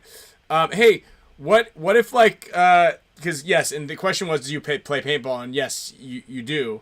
Yeah, it's been a little while, but I do. Yeah. For sure. Yeah. That's kind of one of the ways we met. I learned from the best. Yeah, yeah, that's right. Sorry, I'm just trying to think of what if people want to like. I mean, do you like give tours or private tours, or do you let people come? So like right if you now got boys? Don't, but we're aiming towards that. Like I'm developing. Since you've been here, there's lots been done. I built an island out back, and we're kind of fixing it all up and having it to where there's going to be like an interactive animal experience out here, and it'll be like a VIP private tour type thing. So okay. we are aiming towards that. It was supposed to be done before the pandemic, but because of that, it had to put money towards different directions, and we just never really got it. Everything's totally finished. But the ball's been rolling forward over the last couple months pretty heavy, and with any luck, in the next 2 months or so, we should have the island and everything operational, and then slowly start getting into some of that. So, yes, very soon in the future, we will have that available, or anybody that, we could even do some giveaways or something on you guys. Sweet. As long as they're not snakes. Yeah, I don't know if we can send people there legally, just in case someone gets eaten, bitten, I don't know, all of the above. Or come on here with you during cup or whatever. We can set some stuff. We still got to get not. Hey, so someone's asked this one a couple times because I don't think you have a black mamba, but have you ever run into one? Have you ever handled one? Yeah. I used to have a lot of them, and over the years that I've had them, they're kind of cool, but they're not really a very interesting snake to me. They're like a big giant black racer that'll kill you or something. And just because of like people really don't even know what they're looking at. You say this is the black mamba, they're like, oh, that's cool, but they don't. It's not an impressive looking animal for the most part, unless you're into snakes. So I don't know. It's like I'm just not really set up for it. Like I'd like to give them a big walk-in arboreal cage because they like to climb trees and stuff like that. So just I don't know. I'm not interested in them enough to give them what I feel like they need to keep them. So I just don't keep them anymore. Okay. But they're gnarly. They are gnarly as far as handling them. They get big. They get 9-10 feet. Yeah. And so a mamba, the way they have the same, they're related to cobras as far as the same family. Like lapids consists of cobras, kraits, mambas, and coral snakes. That's the family of an elapid, which has primarily neurotoxic venom and all that. But the thing about a mamba, there's green mambas, there's black mambas, and there's one called a Jameson's mamba. So there's 4 different species of mambas. Someone actually asked if you had a Jameson mamba. No, actually, I used to have those. I used to have all 4 species at one time, but I don't right now. I'm probably going to get a green mamba soon, one from South Africa, just because I like the coloration, the way they look from that area. And it would just be cool to have one for when, same like right now. If you have a mamba, I could be like, yeah, actually I do. Come check out the mamba. but for those reasons, that's the only reason I would really have one. They're very, very flighty, and their fangs are really, really far up in their nose, where they kind of just have to cruise over you, and then you're bit. Like, it's that fast. Like, they don't have to grab you or chew you. Like, they barely touch you, and you're envenomated. Like, that's how gnarly they are. Jeez. So there's a lot of reasons. It's just personal preference. I'm just not really as into them. If Ryan was to get a pet snake, like when I was into. If Ryan was to get a pet snake, what kind of snake should he get? Non-venomous. For just like a pet, like ball pythons seem to be a thing, especially now. There's so many different color morphs of ball pythons.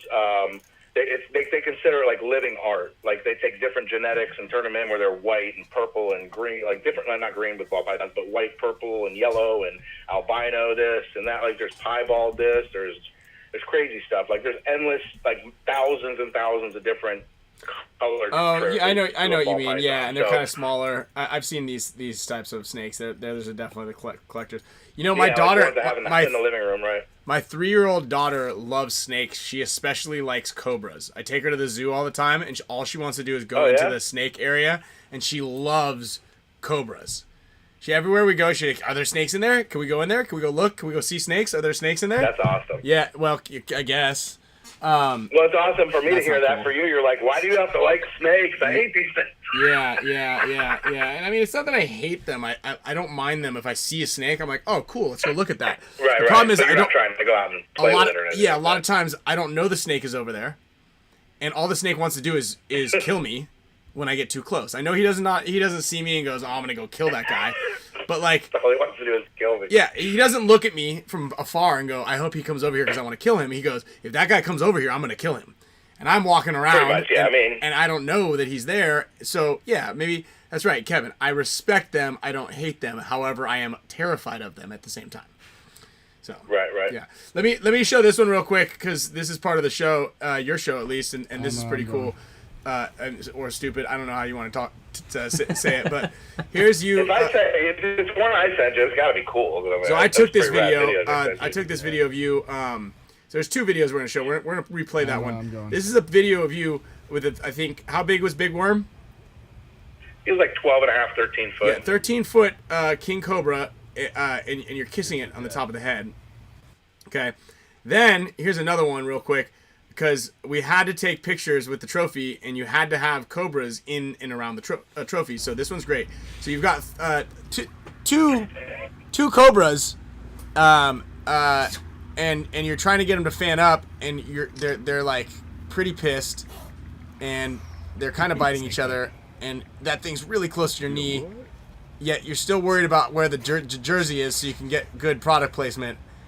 Anyway, we ended up putting the cobra inside of the trophy. So there he is. He's fanned up, and you're just kind of worried about him, but not totally. Did you wear that jersey again? Because it bit it. I think it had some... We had a lot going on there. A lot of product. Yeah, you were really on it. Yeah. So when it comes to stuff like this, like I don't sweat it as much as far as being able to do that. Mainly because sandals on. To me, it's like doing a film shoot. It's almost like doing a film shoot. You know what I'm saying? Where it's like wrangling an animal for the best shot for whoever needs it for whatever purpose. So with stuff like that, I'm very focused and I'm very aware of like all aspects of what's going on, and I know like the end game and my job, that is the task that I have to accomplish. So the handling is a little bit more. It's just different. It's different doing that than it is doing like a show. Like when I sent you the video of me doing the show where it strikes and I catch him with my arm, like over my hand or whatever, like. Stuff like that is like next level stuff that I usually don't do. It's like, it's in the moment. The people are watching. There's 500, 1,000 people, and they're about to go nuts once I pull this off. So you kind of feed off that as a showman, or like even like when you guys are playing paintball, like, you know, I'm in those grandstands all the time at Cup, and you can just see the energy flow when the crowd goes nuts when somebody pulls off a big move. And the next point is usually just like gnarly because you're in that energy, right? So it's the same thing when I'm doing a show. Like when I'm handling for the purpose of entertainment, I step up the game a little bit, and my adrenaline gets higher, the tricks get gnarlier, the crowd goes crazier. But when it comes to doing simple stuff like the wrangling for the trophy, the handling's a lot more chill, I guess. There's a lot more manipulation and easy handling, like soft touch stuff more than I want it to come after me and try to kill me. You know what I mean? Like I don't want that when I'm trying to do a photo shoot like that. I don't want any of That's it. why I kind of like it. I make it just look real nonchalant when I'm doing stuff like that. Where is if I was doing it for a show, I'd be a little more, make it more dramatic to where it looks scarier. Yeah. I mean, trust me, it looks scary. It looks scary. I was terrified that entire time. I was terrified. And at the end, you made me put goggles on because I didn't want to get spit in with the Cobra in the face. And then there was a big, the sun was going down, and you're just like, you guys carry these snakes around in these Tupperware bins, which is also crazy because it's like when you open it, whatever's in there again wants to kill you and is angry. And yeah, it was just that was quite an experience that I wouldn't mind doing again. But David, we might just, you still there? Might have lost you, but we do have to wrap things up. See what we've done out here, and especially once I get everything done, it'll be a gnarly. Yes, sir. No, I'm here. Okay.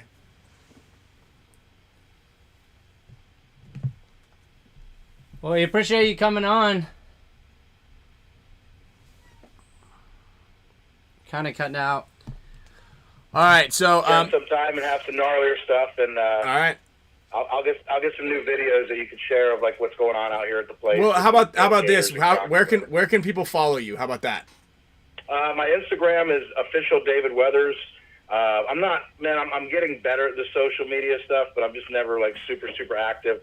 So I am trying. I have a YouTube channel, but I haven't really launched it full force. So most of it is a lot of videos that I filmed at powwows and Native American gatherings that I go to and stuff like that.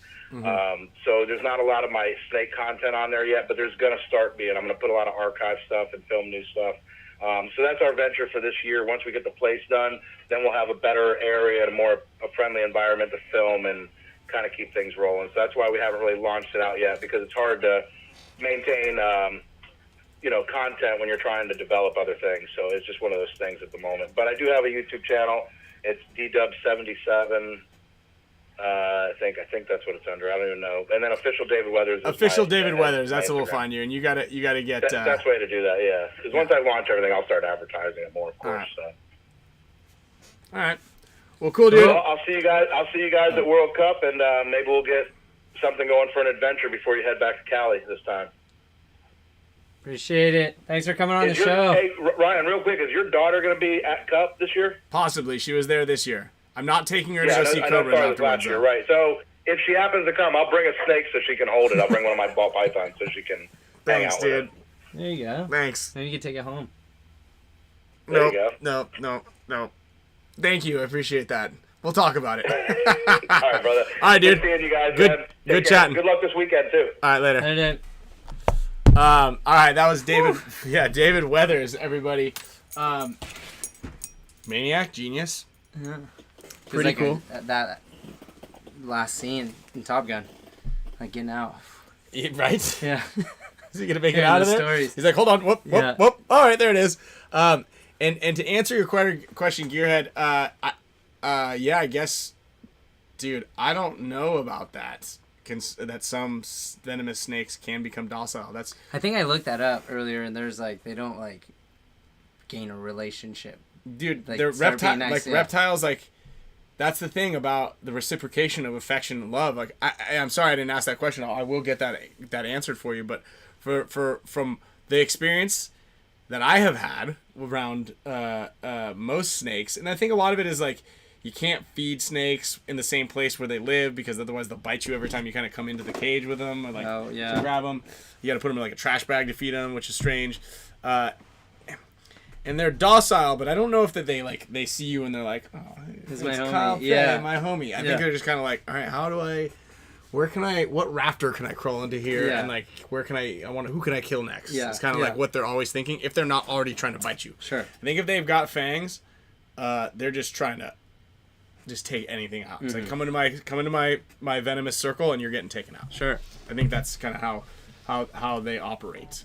So anyway, that was a little chilling, a little worrisome. I don't know.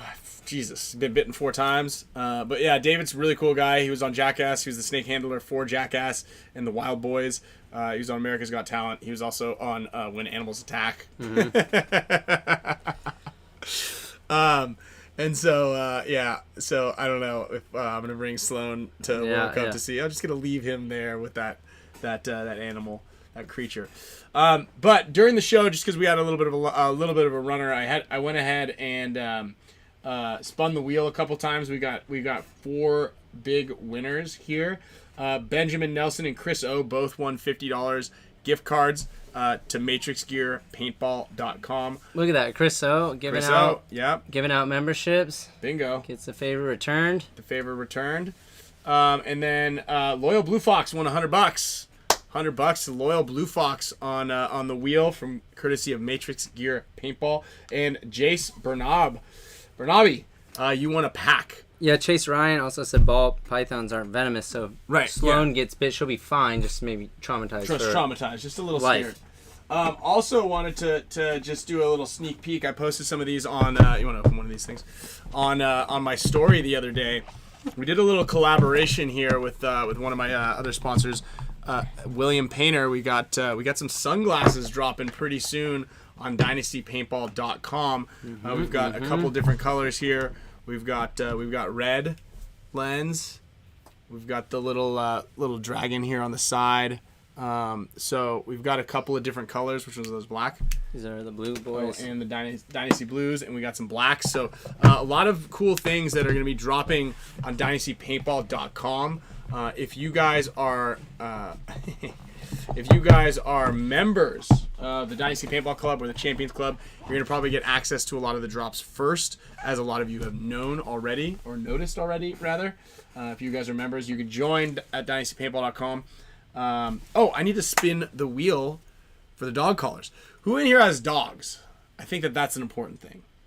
If you guys have dogs, that's going to be important. We'll just go ahead and put in the chat box if you have, because I don't want to give someone think they got a cat or if they've got a snake as a pet. Like if David Weathers got a Hormesis dog collar, might not do him as well. So and maybe they could fit on a cat.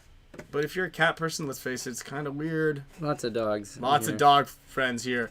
Kyle, go ahead and just what I do is I'll spin it up and down a bunch of times, maybe all the way to the bottom, all the way to the top, and just type in the breed of dog you have.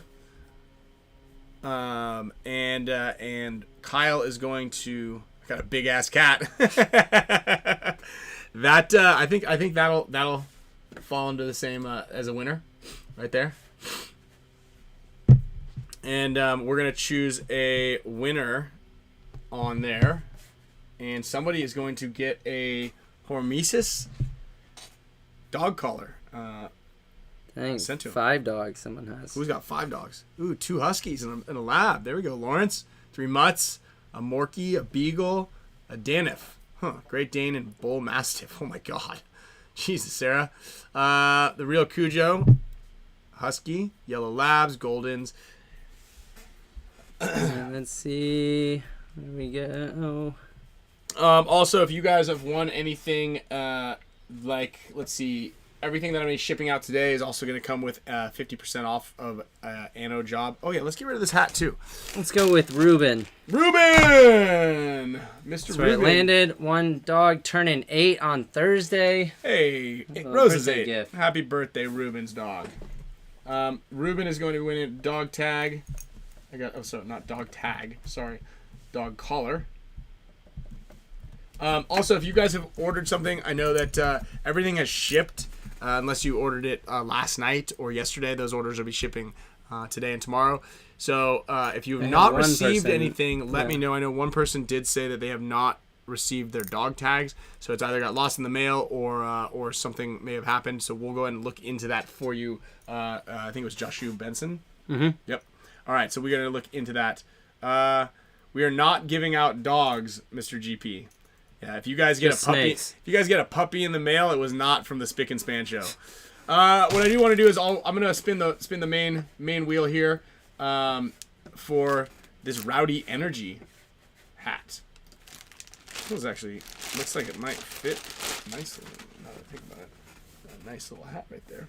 All right, so I'm going to jump over to the full wheel here, and we're going to spin this for everybody for Frenchies. Taylor, we'll put you down also. Taylor White for, oh, he didn't receive his? Nope. Okay. Yeah, if you've not received anything, let us know. If it's been, unless you ordered, it takes about, if depending on where if you didn't order on that day. Yeah, if you ordered that day, it should, yeah.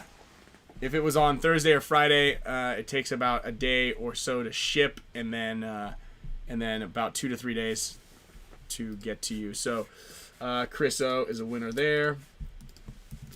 Rowdy Energy Drink hat signed by Kyle and Ryan. Rowdy Energy Drink, testing this out lately. Joel Hernandez. All right, Joel Hernandez is the winner right there. So make sure I have you guys' addresses. If I don't, then it's hard to send. How about this? For you guys that haven't received your stuff, just shoot us a message on Instagram. Because for some of you, it's kind of hard to find with your YouTube alias. Yeah. So just shoot us your name and we'll look into it and we will let you know. And yes, Chris, you actually did win again. You won a $50 gift card, courtesy of Matrix Gear Paintball. There we go. So yeah, thank you guys all very much for all of your support. Did we tick all the boxes? Let's see. Do I have anything else back here that I wanted to talk about? I think we're good. So if you're gonna be in Philly, we'll see you guys there. If you guys are looking to get yourself a dog tag, you can join. You can go to SPICKNSPANshow.com and Spick with an N, and then spanshow.com. SPICKNSPANshow.com. Excuse me. To get your Spick and Span Show merch, thanks to Island Designs. And then, yeah, also, DynastyPaintball.com, real quick, is going to have my red goggle straps launched as soon as Alex puts them in stock. He's supposed to put them in stock about 20 minutes ago. So he hasn't done it yet, so I guess just keep looking at... keep hitting that refresh button. Keep hitting that refresh button over on the Spick and Span Show. I can actually... on DynastyPaintball.com. Limited edition Stay Hungry red straps. I think I might even be able to do it right here, right now, and make them in stock for you guys. So let's see here. I scroll down here. I click on this. Product status active online. Does that mean it's ready to go? Is it rocking? Well, it was already there. It was on there, but it wasn't. It said it was out of stock. Do you think it was already... Oh, no, it's in stock. All right. Well, there we go. It is in stock. Okay. Red goggle straps, Stay Hungry goggle straps have just gone in stock on DynastyPaintball.com. So head over to DynastyPaintball.com. Right there. Accessories. Oh, wait. We were going to show them? What they look like? Also, no. Oh, my gosh. And we're going to leave almost you guys. Forget. Dude, Forgot. I always almost forget. And if you wanted to see what the straps look like, here is the Stay Hungry Signature Series strap right here. And for all of you, for sticking around for so long. Get to see a pretty sweet debut first. All right, it's live. Thanks, Alex. I didn't badmouth Alex, did I? I don't think so. I don't think so. And without further ado, we're going to sign off with a David Rome production, Doghouse Studios, in connection with Doghouse Studios Productions, the Spick and Span Show commercial, up there with the theatrical version of Top Gun. We will see all of you in Philly. Thank you all for the support. Check it out. We got a ton of great announcements, a huge show, and all the news and all the stuff that's going on. Possibly, allegedly. We are ripping right now. Get some sick giveaways.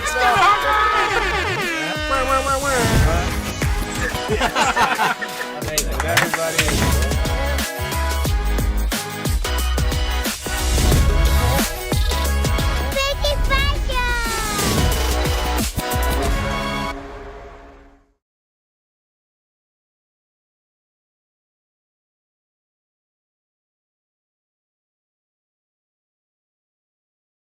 between.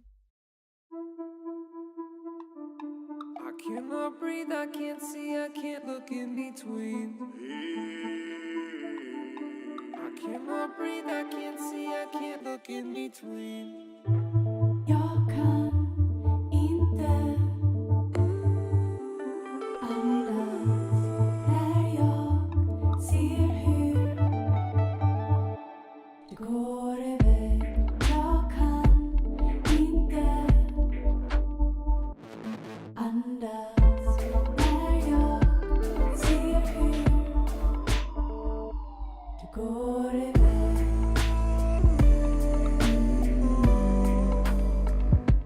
Det går iväg.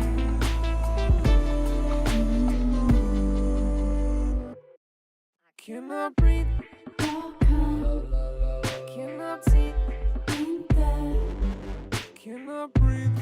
andas när jag Cannot breathe, Jag kan cannot see, inte cannot breathe. när jag det går iväg. Cannot see, Det går iväg.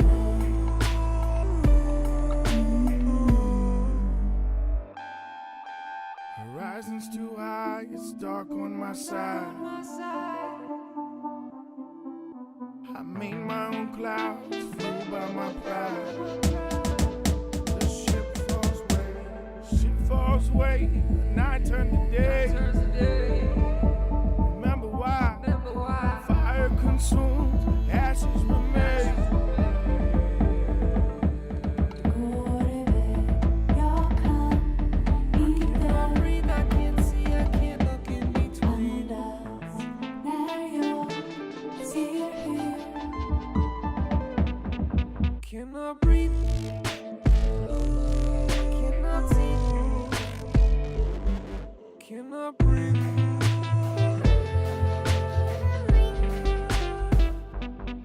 Cannot breathe, jag kan cannot see, inte cannot breathe. när jag det går iväg. Cannot see, cannot breathe.